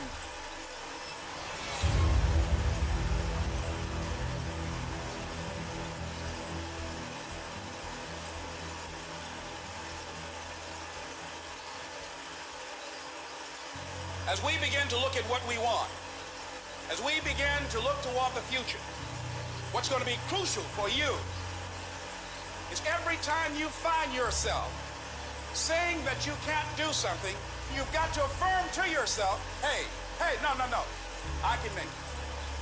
This can happen for me. But you've got powers within you, talents within you that you haven't even reached for yet.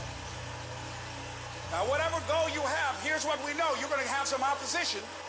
You're going to have some difficulties. You're going to have some challenges. Long journey, long dark night. But when you hold on to your dream, don't let anybody kill it in you. Just hold on to that dream. When it doesn't make sense to anybody, including you sometimes, just hold on. Once you give yourself an opportunity to try and to stretch, you'll find out you can do more than you can ever begin to imagine. The first level to success in life, the very first level, is you seeing it. Like it's clear to you. You know exactly what you want. You know exactly when you want it. You know exactly what it tastes like. You know what it looks like. Before you really blow up, and you get success, you literally have it in the palm of your hand without having it. What does your dream look like? What does it smell like? What does it taste like? The problem with some of y'all is you want somebody else to support your dream. It's yours. I don't owe you a dime. It's your dream. If you wanted to have it, get your butt up and make it happen. If you wanted to have it, rise and grind. I ain't put my dream on nobody else, and I don't care what nobody think about my doggone dream. This is my time. This is my moment. Tomorrow. Ain't no such thing as tomorrow. We only got today. It's necessary that you be patient. It's necessary that you take a stand, that you dig in. It's necessary to know there are going to be some difficult times. I know I'm going to have to take some blows. Find out how strong I am. Can I stand up? I know I'm going to experience some rejection and disappointment. I know there are going to be some hard decisions to make. The things are going to be so uncertain that I'm going to feel overwhelmed and feel like I can't handle it. I know I'm going to experience all of that. Why? It's necessary. It's a part of life. It's called life. All of that will create you to a certain kind of person. That as you go through that experience, what you become in the process, that you'll discover a part of you that you did not know was there. Don't cry to give up. Cry to keep going. Don't cry to quit. You already in pain. You already hurt. Get a reward from it. Don't go to sleep until you succeed. It's about heart. You gotta have heart. Pain is temporary. It may last for a minute, or an hour, or a day, or even a year. But eventually, it will subside. And something else will take its place. If I quit, however, it will last forever. I dare you to take a little pain. I dare you. I dare you not to go home. Somebody said, I don't go home, I feel bad. Go through it. You ain't gonna die. At the end of pain is success.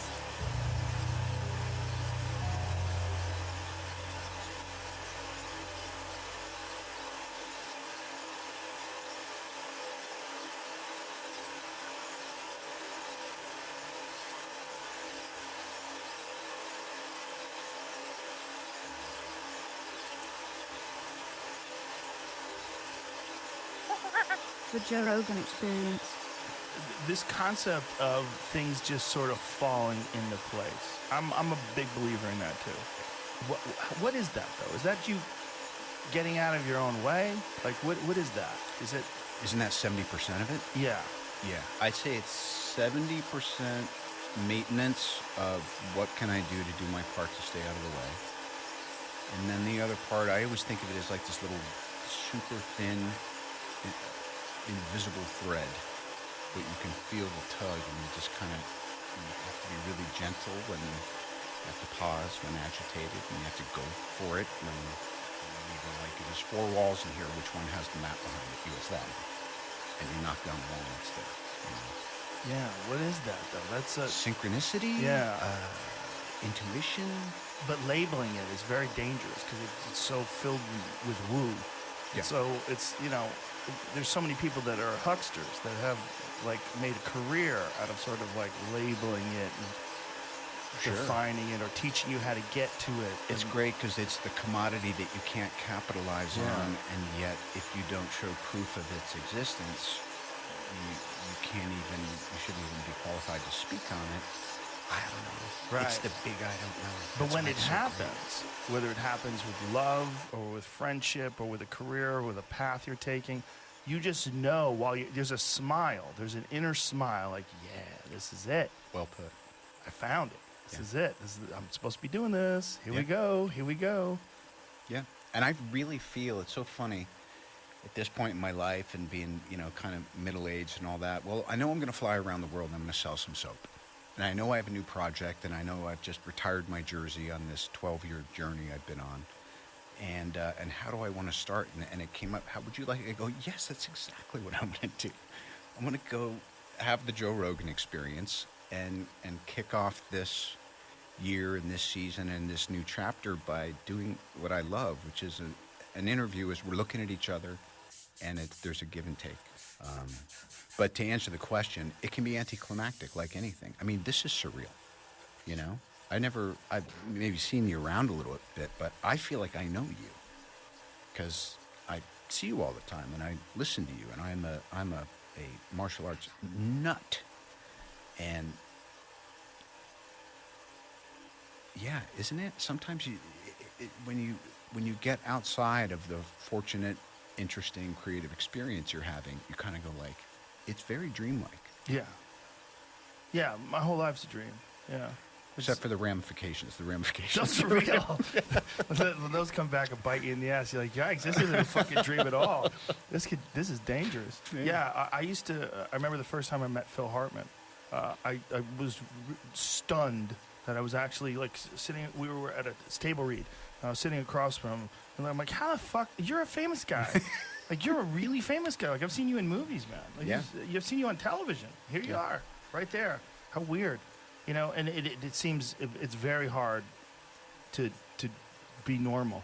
And then after a while, that becomes normal. And then the fact that it becomes normal becomes surreal. And then it really feels like a dream. Like, when I meet people like you, like, we've just met an hour or so ago, like, yet instantly I feel like I know you. Yeah. Yeah, it's very strange. But you're not full of shit. You know, when someone's not full of shit, it's pretty easy to get to know them. You say something, I say something back, I go, oh, I know how he works. I see what's going on in there. This is an actual human. Here we go. We're talking. This is a good litmus, too, because you watch your show pretty quick. And I just love, you come into the show and you're already kind of thinking about stuff. So it feels very organic.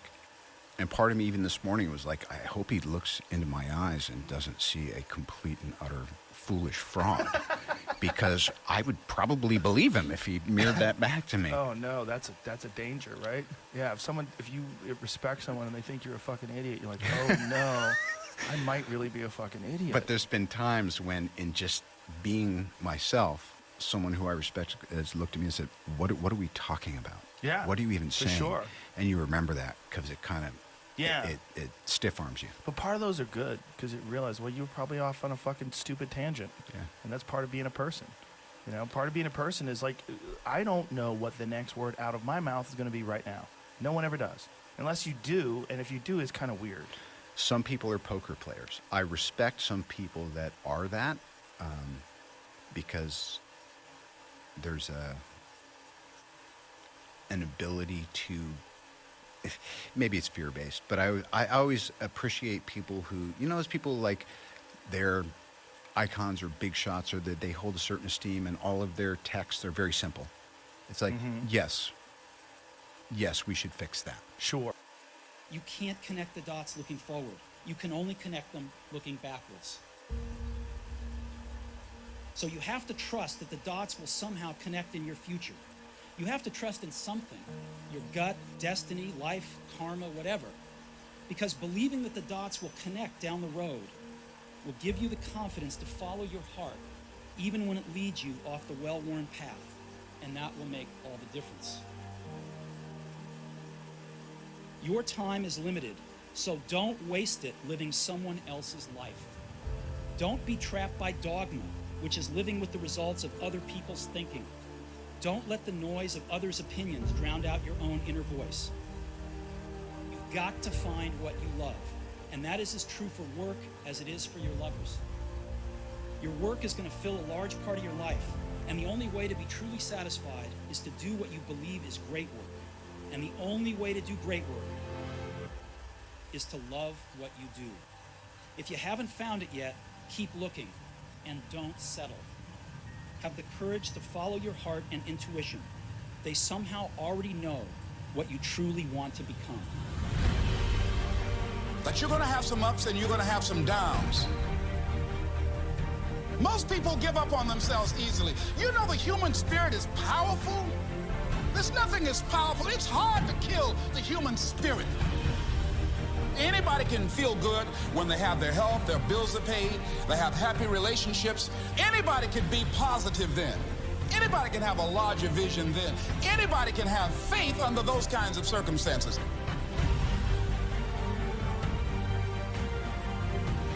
The real challenge of growth, mentally, emotionally, and spiritually, comes when you get knocked down. It takes courage to act. Part of being hungry when you've been defeated, it takes courage to start over again.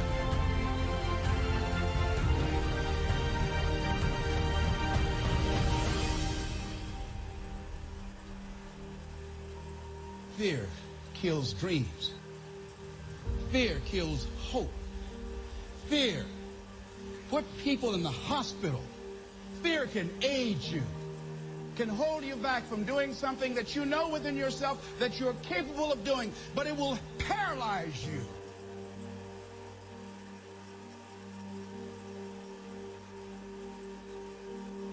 At the end of your feelings is nothing. But at the end of every principle is a promise. Behind your little feelings, it might not be absolutely nothing at the end of your little feelings.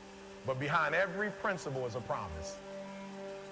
And some of you in your life, the reason why you're not at your goal right now, because you just all about your feelings. You all on your feelings. You don't feel like waking up. So who does? Every day you say no to your dreams, you might be pushing your dreams back a whole 6 months, a whole year. That one single day, that one day you didn't get up could have pushed your stuff back I don't know how long. Don't allow your emotions to control you. We are emotional, but you want to begin to discipline your emotion. If you don't discipline and contain your emotions, they will use you.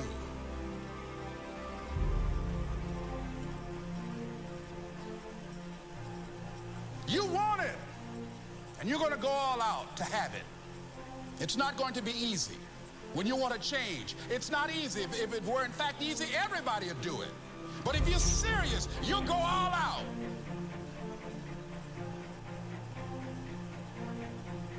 I'm in control here. I'm not going to let this get me down. I'm not going to let this destroy me. I'm coming back. And I'll be stronger and better because of it. You have got to make a declaration that this is what you stand for. You're standing up for your dreams. You're standing up for peace of mind. You're standing up for health. Take full responsibility for your life. Accept where you are and the responsibility that you're going to take yourself where you want to go. You can decide that I'm going to live each day as if it were my last. Live your life with passion, with some drive. Decide that you're going to push yourself. The last chapter to your life has not been written yet, and it doesn't matter about what happened yesterday. It doesn't matter about what happens to you. What matters is, what are you going to do about it? This year, I will make this goal become a reality. I won't talk about it anymore. I can. I can. I can.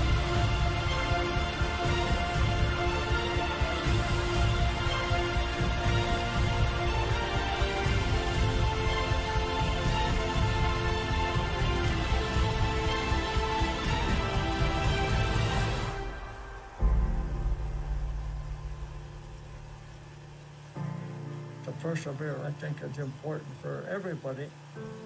Don't give up. Don't give in. There's always an answer to everything.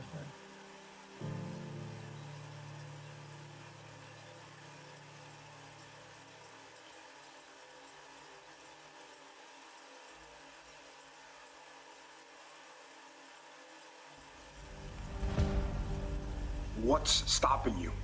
Are you too tired? Didn't get enough sleep? Don't have enough energy? Don't have enough time? Is that what's stopping you right now? Don't have enough money? Is that the thing? Or is the thing that's stopping you, you? Excuses sound best to the person that's making them up. Stop feeling sorry for yourself. Get off the pity potty. Telling everybody your sad and sob stories, trying to get people to show up to your pity parties and your pity parades. If you ever see me in a Rolls Royce, a 6 or 7 star hotel, living my life to the fullest, don't get jealous of me, because I work my ass off to get it. Nobody handed me nothing. Wake your ass up. Awaken the beast inside. It's game on. It's go season. It's time for you to take advantage of the access and the resources that you have in your country and your community. You got a problem with your life. You got a problem with your environment. Do something about it. If you want it, go get it. Recognize the excuses are not valid. They're conjured up, they're fabricated, they're lies. And how do you stop the lies? You stop the lies with the truth. And the truth is, you have time. You have the skill, you have the knowledge and the support and the willpower and the discipline to get it done. The fruit of everything good in life begins with a challenge. Everything is uphill that's worthwhile. And it's not going to come to you, and it's not going to fall in your lap, and it's not going to be something that, oh my God, it just was so simple. It's always going to be difficult. If you want it, you gotta go get it. This is your chance. This is your shot. This is your moment. This is your time.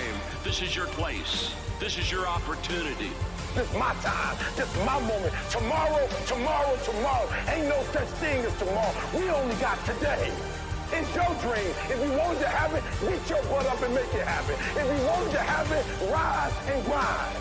You still got work to do. Stay on that basketball court. Stay on that football field. It's grind season, homie.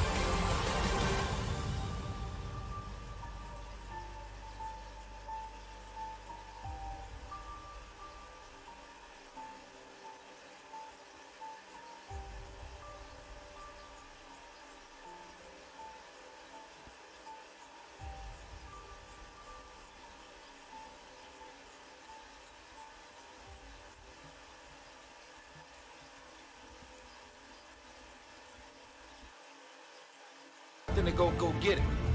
And I'm saying to you, what if all of us took that attitude after we face a rejection and a no, or we have a meeting and no one shows up, or somebody say, you can count on me, and they don't come through? What if we have that kind of attitude? The car's repossessed. Nobody believes in you. You've lost again and again and again. The lights are cut off. But you're still looking at your dream, reviewing it every day and say to yourself, it's not over until I win.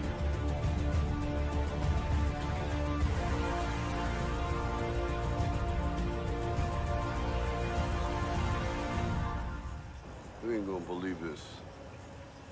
But you used to fit right here. I'd hold you up and say to your mother, this kid's gonna be the best kid in the world. This kid's gonna be somebody better than anybody ever knew. And you grew up good and wonderful. It was great just watching you every day. It was like a privilege. Then the time come for you to be your own man and take on the world, and you did. But somewhere along the line, you changed. You stopped being you. You let people stick a finger in your face and tell you you're no good. And when things got hard, you started looking for something to blame, like a big shadow. Let me tell you something you already know. The world ain't all sunshine and rainbows. It's a very mean and nasty place, and I don't care how tough you are, it will beat you to your knees and keep you there permanently if you let it. You, me, or nobody is gonna hit as hard as life.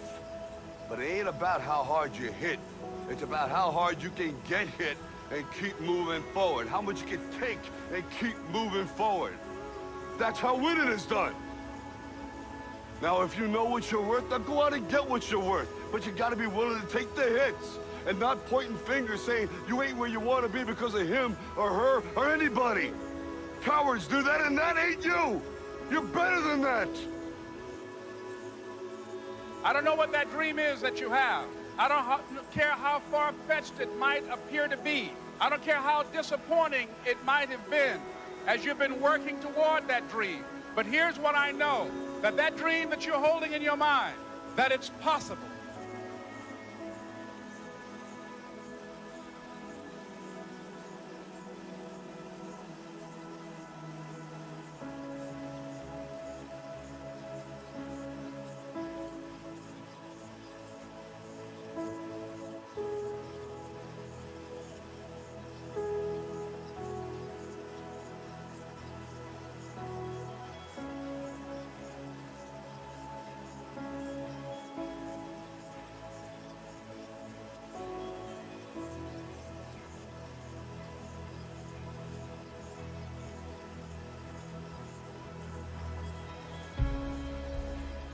Greatness is not this wonderful, esoteric, elusive,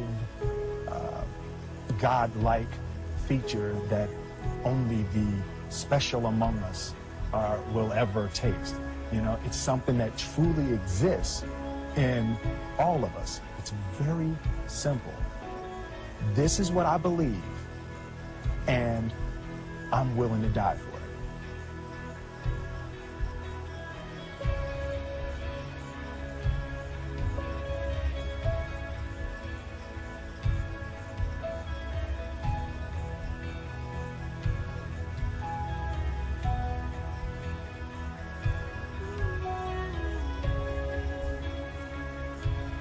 You'll come up with your own style.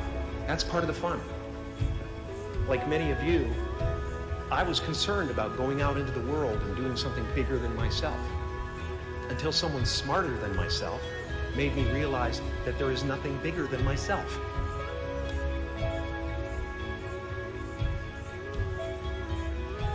I love living.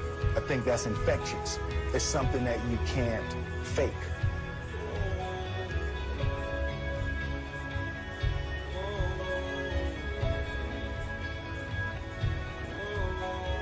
And God placed the best things in life on the other side of terror. On the other side of your maximum fear are all of the best things in life. I want my life, I want my work, my family, I want it to mean something. And it's like, it has, if you are not making someone else's life better, then you're wasting your time. So let me tell you, as you prepare to go off into the world, remember those 6 rules. Trust yourself, break some rules, don't be afraid to fail, ignore the naysayers, work like hell, and give something back. I want the world to be better because I was here.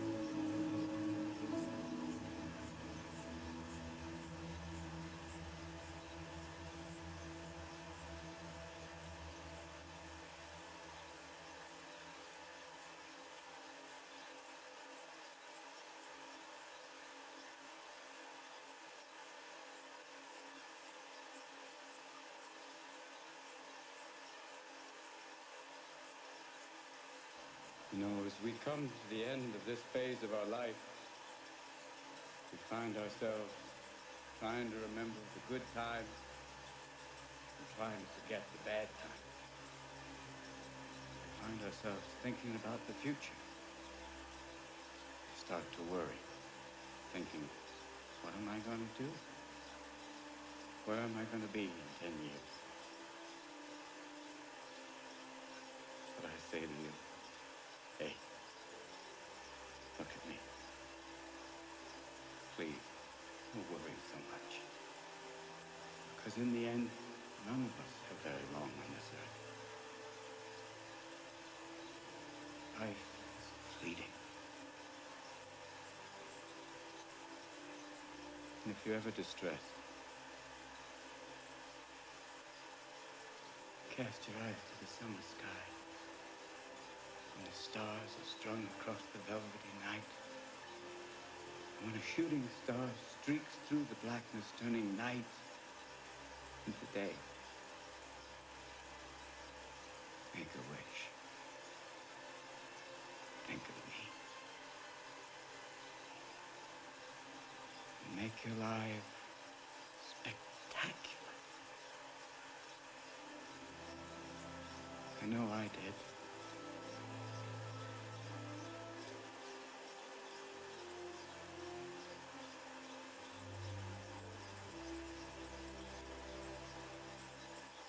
What we really want seems impossibly out of reach and ridiculous to expect, so we never dare to ask the universe for it. I'm saying I'm the proof that you can ask the universe for it. I don't care how good you are, I don't care how talented you are, I don't care how much you work on yourself. There's some times when things aren't going to go right. There are times when anything that can happen will happen. Life happens. The unexpected, the uncalled for, the unintentional. We've been damaged emotionally, damaged spiritually. It may be your business. It may be your heart that is broken today. It may be the number in your bank account that is screaming, you are broke. You can break physically, you can break mentally, you can break your heart, you can break your spirit, and all of those are gonna leave a mark. But the mark that they leave can be the mark of victory, or it can be the mark of defeat. It is staying with the breaking that produces the blessing. It is not what you go through that determines where you end up. It's who you listen to. Because I think right now, you are walking through a valley between two voices. One is wisdom, one is worry. One is gratitude, one is grumbling. One is blame, one is faith. Because every time you break, and in every way that you break, wow, it's a chance for you to give up and for you to fall.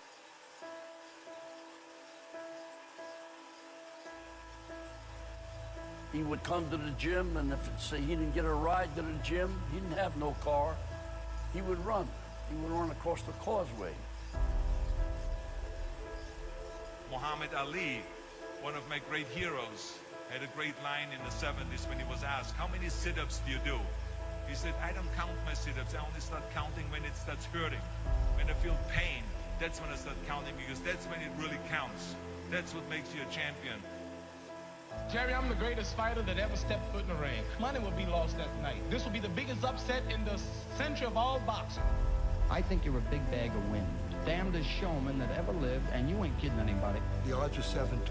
It's very big odds for a heavyweight championship fight. It has to be Liston. Liston's a much bigger puncher. While these big-mouth people talking about I talk too much, well, I want all of them to be there, and I'm going to shut up all of his mouth. And Cassius Clay has won after 6 rounds. Cassius is not my name no more. You want to keep calling me a white man's name? I'm not white. Continues to scream at Terrell. He beat the hell out of those who didn't want to use his name. Mr. Muhammad Ali has just refused to be inducted into the United States Armed Forces. I'm just about broke. I'm not allowed to work here now in America. I'm going to fight, not for me, but to uplift my little brothers who are sleeping in concrete floors today in America. They want to become famous to help people. It's a wonderful, wonderful. I'm gonna float like a butterfly and sting like a bee. George can't hit what his eyes can't see. All of you chumps are gonna bow when I whoop him. All of you. I know you got him. I know you got him picked. But the man's in trouble. I'm gonna show you how great I am. Bluffed him. I done everything. Beat him up basically for about 5 or 6 rounds. I thought it was easy. Then about the 6th round, he whispered in my ear after I'd hit him in the side, "That all you got, George?" And never talk about who's gonna stop me. Well, ain't nobody gonna stop me. I must be the greatest. I shook up the world. I shook up the world. I told you, all of my critics, that I was the greatest of all time. He who is not courageous enough to take risks will accomplish nothing in life.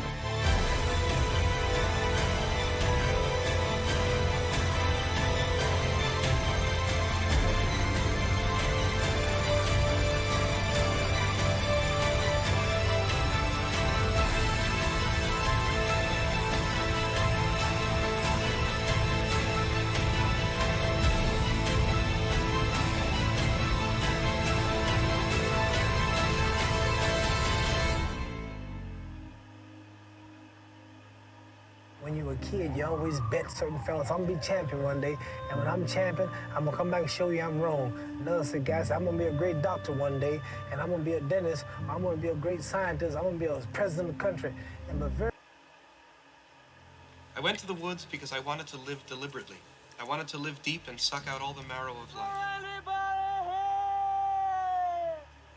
To put to rout all that was not life, and not when I had come to die, discover that I had not lived. If you become a better person, then you start to be good for things, you know? You can fix problems.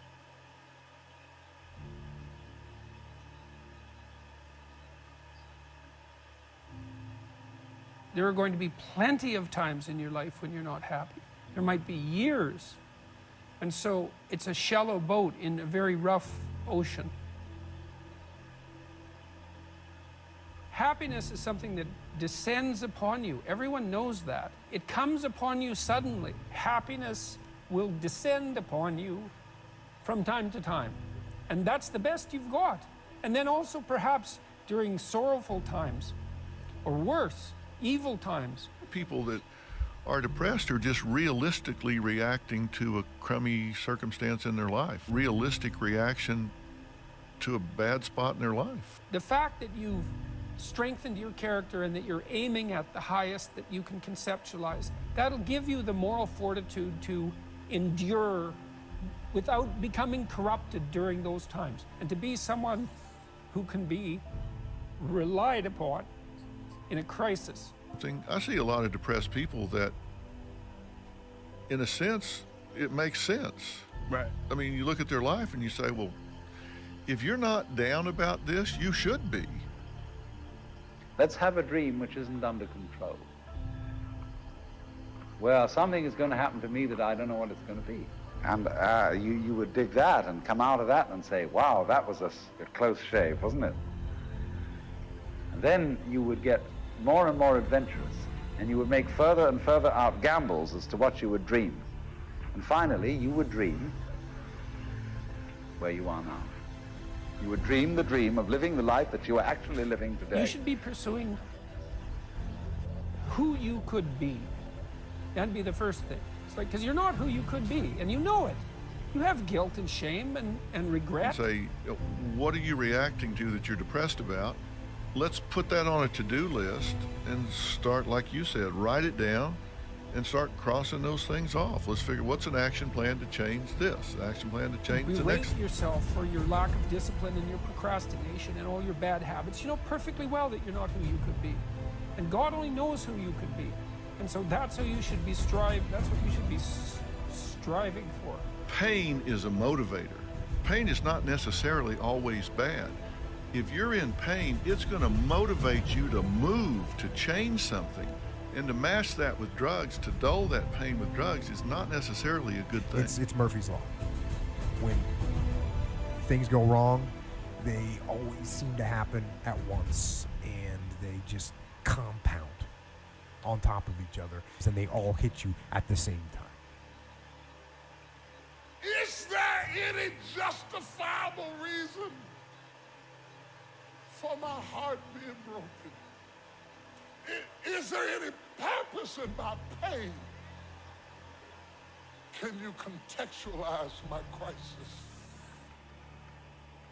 Can you make sense out of my sadness? Or did I just go through all of that for nothing? That doesn't mean give up. In fact, it means the opposite. It means it's time for you to fight harder, to dig in. It means it's time for you to go on the warpath. And that starts with one of the fundamental laws of combat leadership.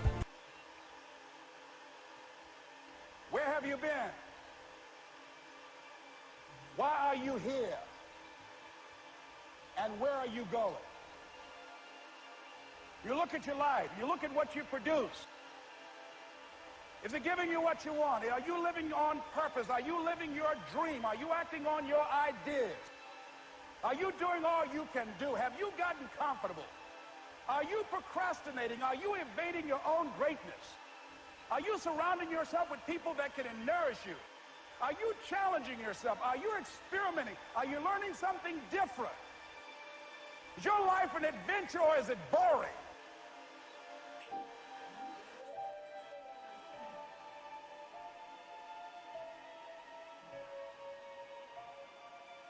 Why are you here? What brought you here? Investing the time, the money. What brought you here?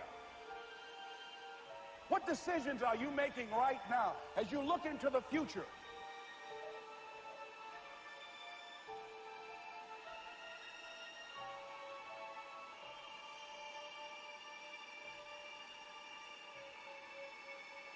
Where are you going with your life? I don't care how hard you fail. I don't care how many times you fail the test.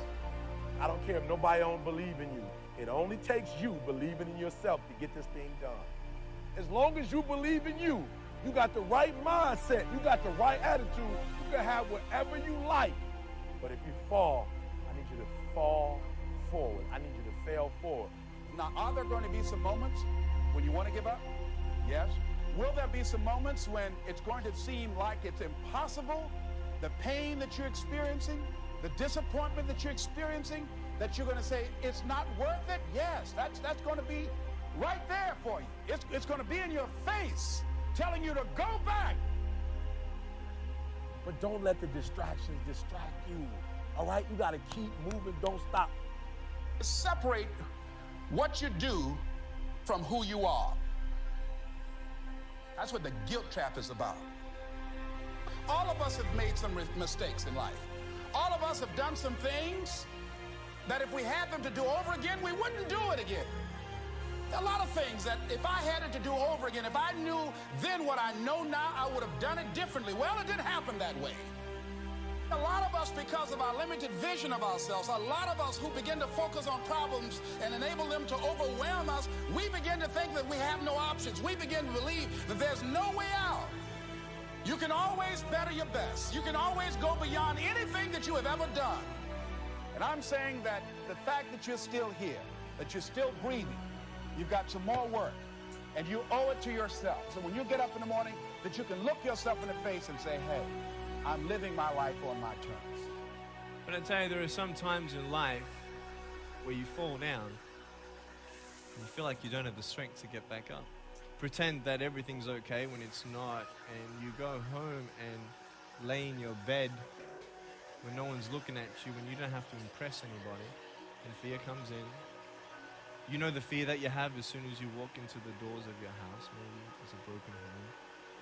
Maybe you have doubt in your life. Maybe you don't know for sure what's going to be happening in the future and it scares you. Maybe you're worried about what people think of you, what people say about you. Just that fear paralyzes you. And I just want to ask you today, do you think you have hope?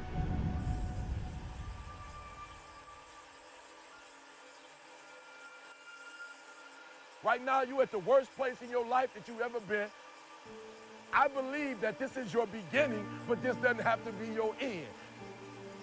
That just because you are currently here, this is your present circumstances, that life don't have to end for you right now. What is it that will give you the drive? What is it that will ignite the courage in you to get up and come back again and again and again? Your why. Your why is gonna push you when you can't push yourself.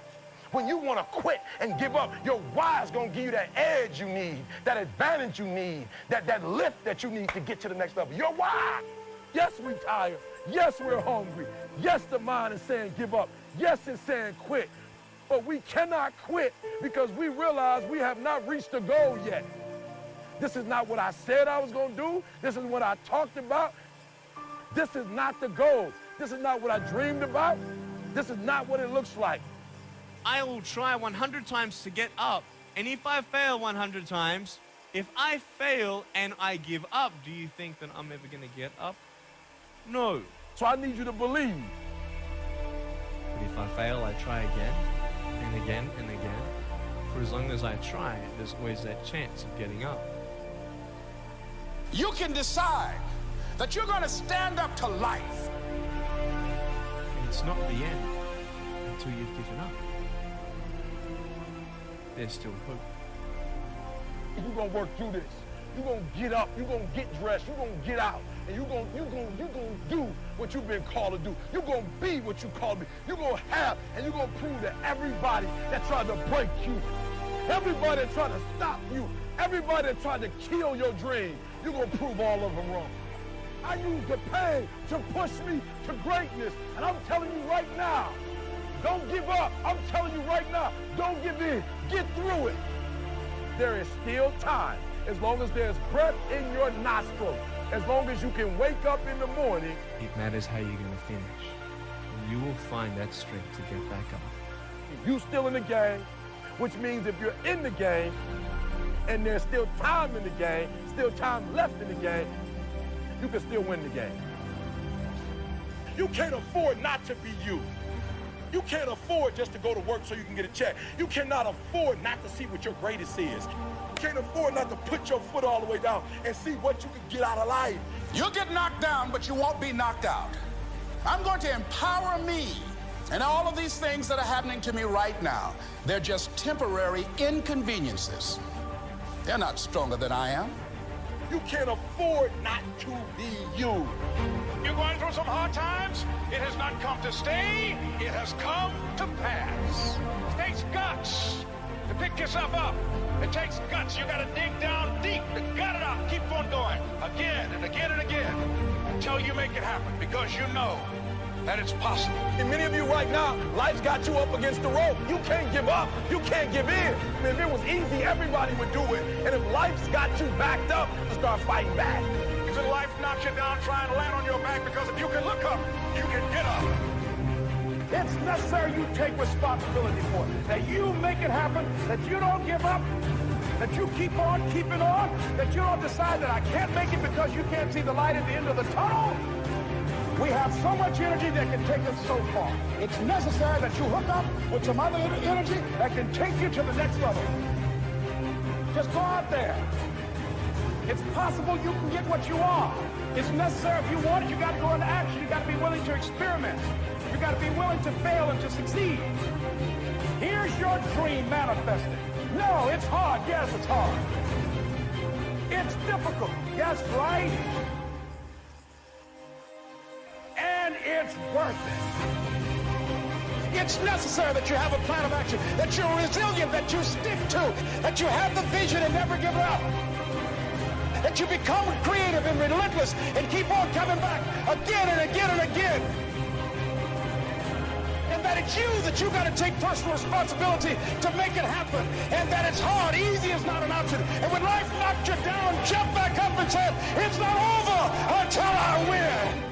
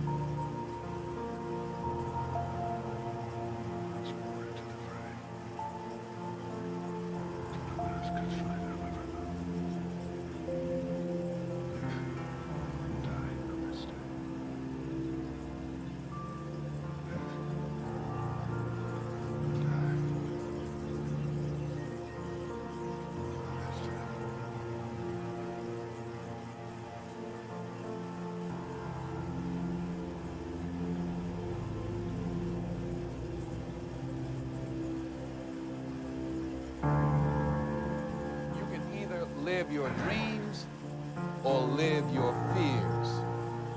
And I think the majority of people actually are not living their dreams, but are living their fears. So I want to ask you a question. What are your fears? What are your fears? What are you scared of? Because we all have fears, don't we? We all have something that's blocking us, that's holding us back. And as we begin to look at life, what we realize is that the reason that most people are not living out their true potential, are not doing all of the things that they would really like to do,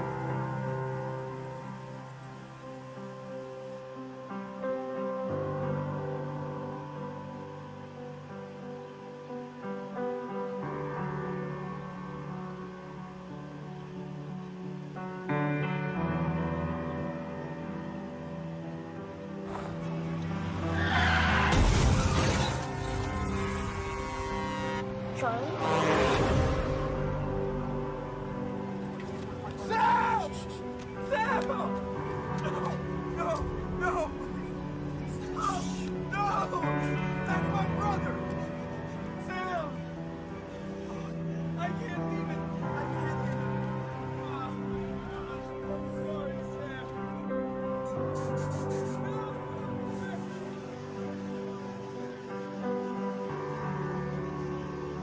That we should proceed with caution. But it's the difference between being stopped by fear. It's the difference between having a fear and the fear having you. So what do we do? One, acknowledge it and knowing that it's okay. Don't condemn yourself for being afraid. It's perfectly fine to have some fears. You acknowledge your fears, you embrace those fears, and then you move on. You act on whatever it is that you fear. Because once you embrace it, see, what you resist will persist.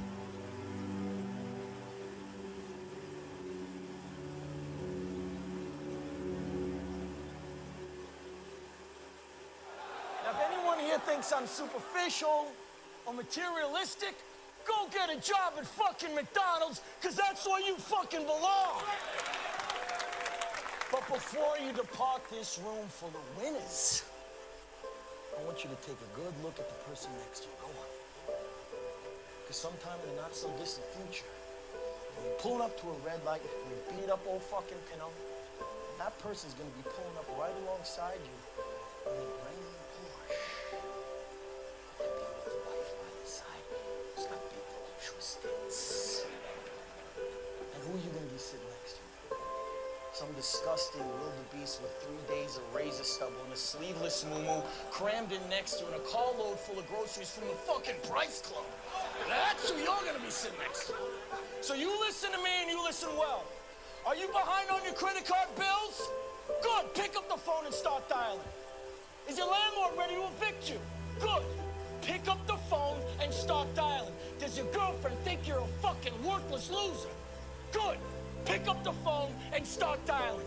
I want you to deal with your problems by becoming rich. All you have to do today is pick up that phone and speak the words that I have taught you. And I will make you richer than the most powerful CEO in the United States of fucking America.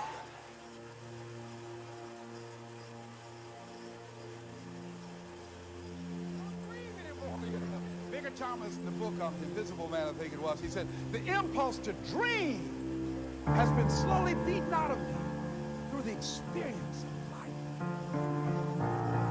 And most people, ladies and gentlemen, have stopped living their dreams because of the lessons they've learned from life or things they've picked up because we've only been born with two fears. Fear of a loud sound and fear of falling. All the other fears are fears we learn, fears we pick up.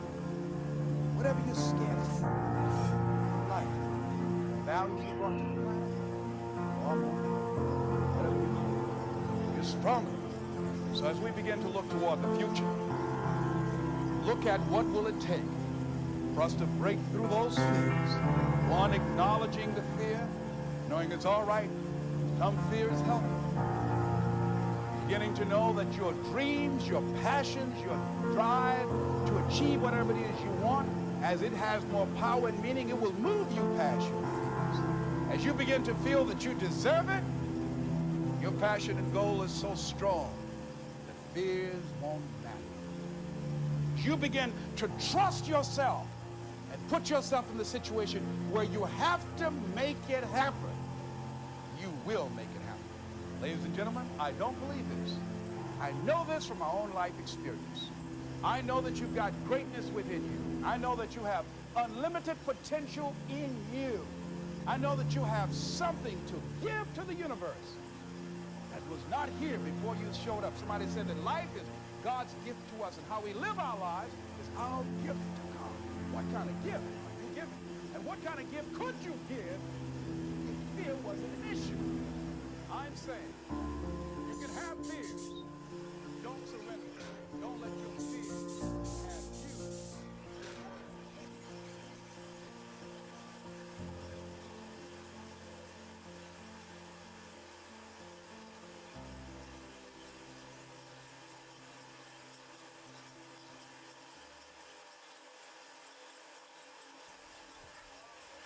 Good strength.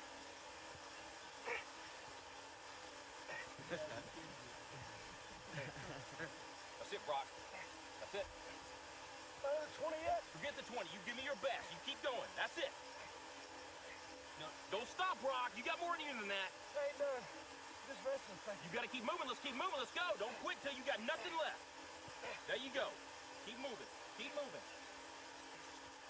Keep moving, Brock. That's it. You keep driving. Keep your knees off the ground. Keep driving it. Your very best. Your very best. Your very best.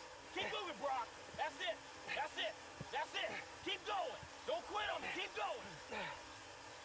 Keep driving it. Keep your knees off the ground. That's it. Your very best. Don't quit on me. Your very best. Keep driving. Keep driving. There you go. There you go. Keep driving. Keep your knees off the ground. Keep driving. Don't quit till you got nothing left. Keep moving, Brock. That's it. That's it. That's it. Keep going. I want everything you got. Come on, keep going. Let the bodies hit the floor. Let the bodies hit the floor. Let the bodies hit the floor.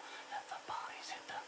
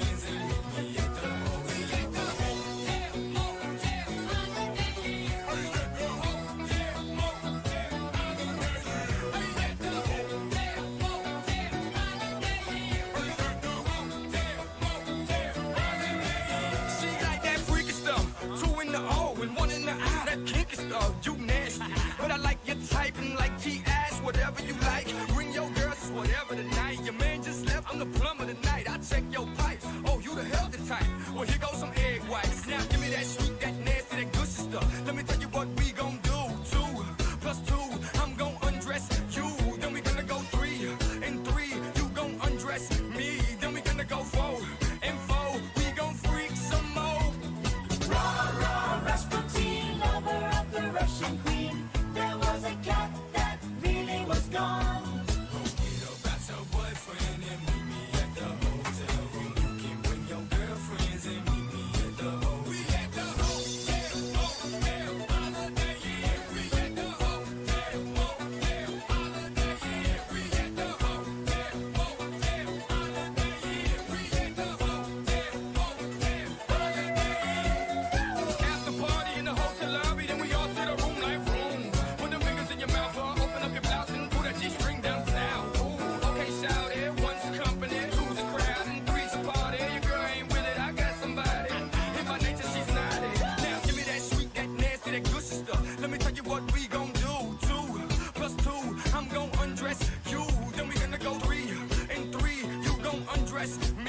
we gonna go for info. We gon' freak some more, but first, go back to boyfriend and meet me at the hotel room. You can bring your girlfriends and meet me at the hotel room.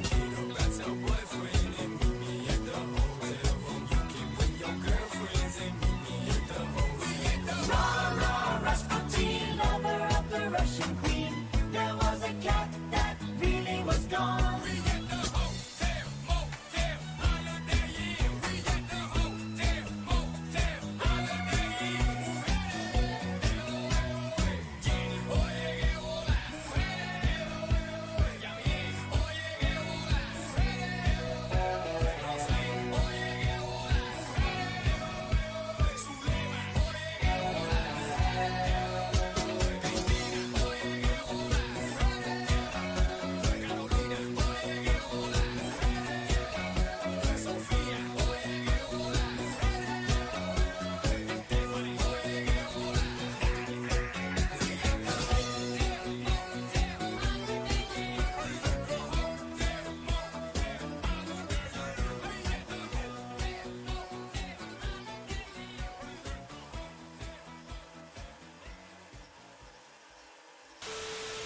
Hey, yo, this is Stack the Ripper, and you're listening to DJ Street Vibe. Go ask your mother.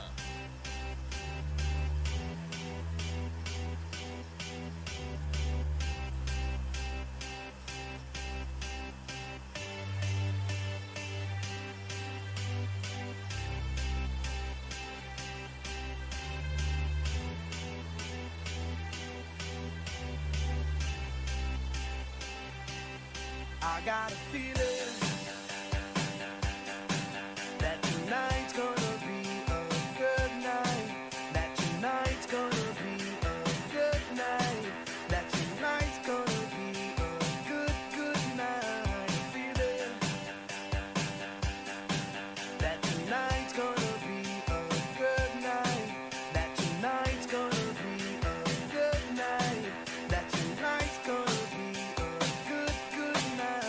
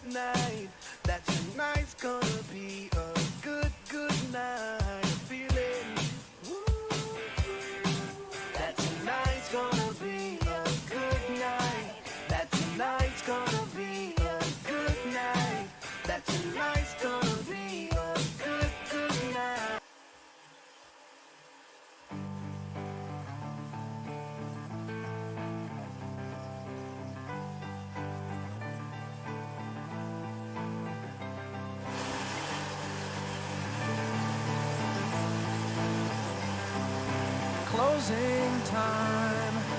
Open all the doors and let you out into the world.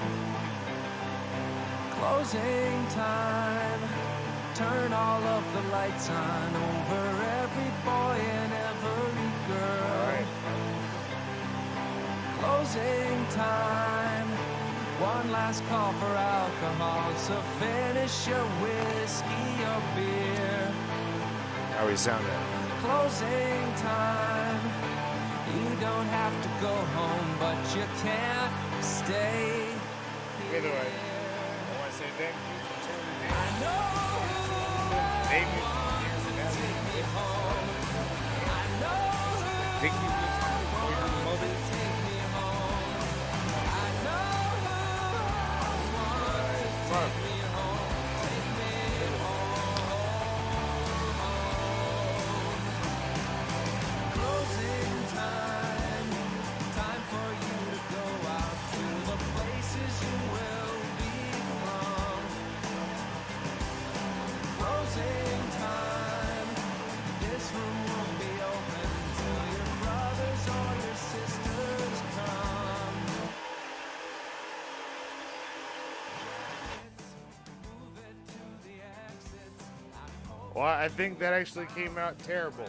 So, I'm going to say goodbye one more time. Goodbye, good night, David, Deer, Sofa, all the other dudes that tuned in. What time is it?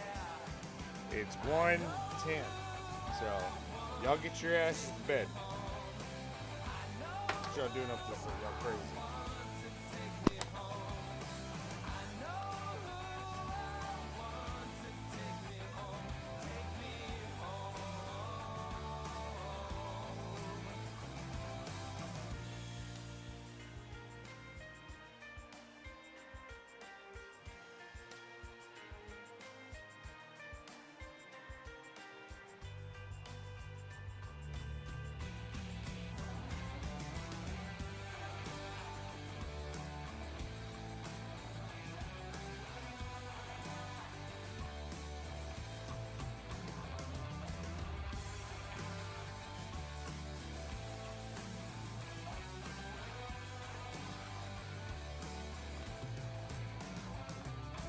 Closing time. Time for you to go out to the places you will be from. I know who I want to take me home. I know who I want to take me home. I know who I want to take me home. Take me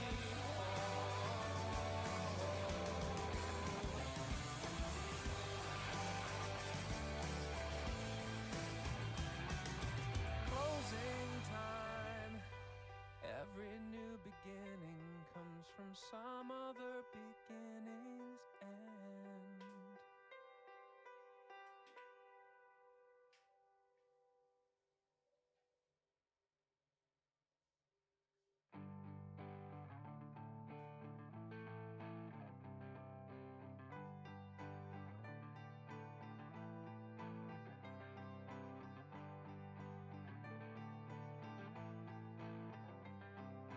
Closing time. Open all the doors and let you out into the world. Closing time. Turn all of the lights on over every boy and every girl. Closing time. One last call for alcohol, so finish your whiskey or beer. Closing time. You don't have to go home, but you can't stay.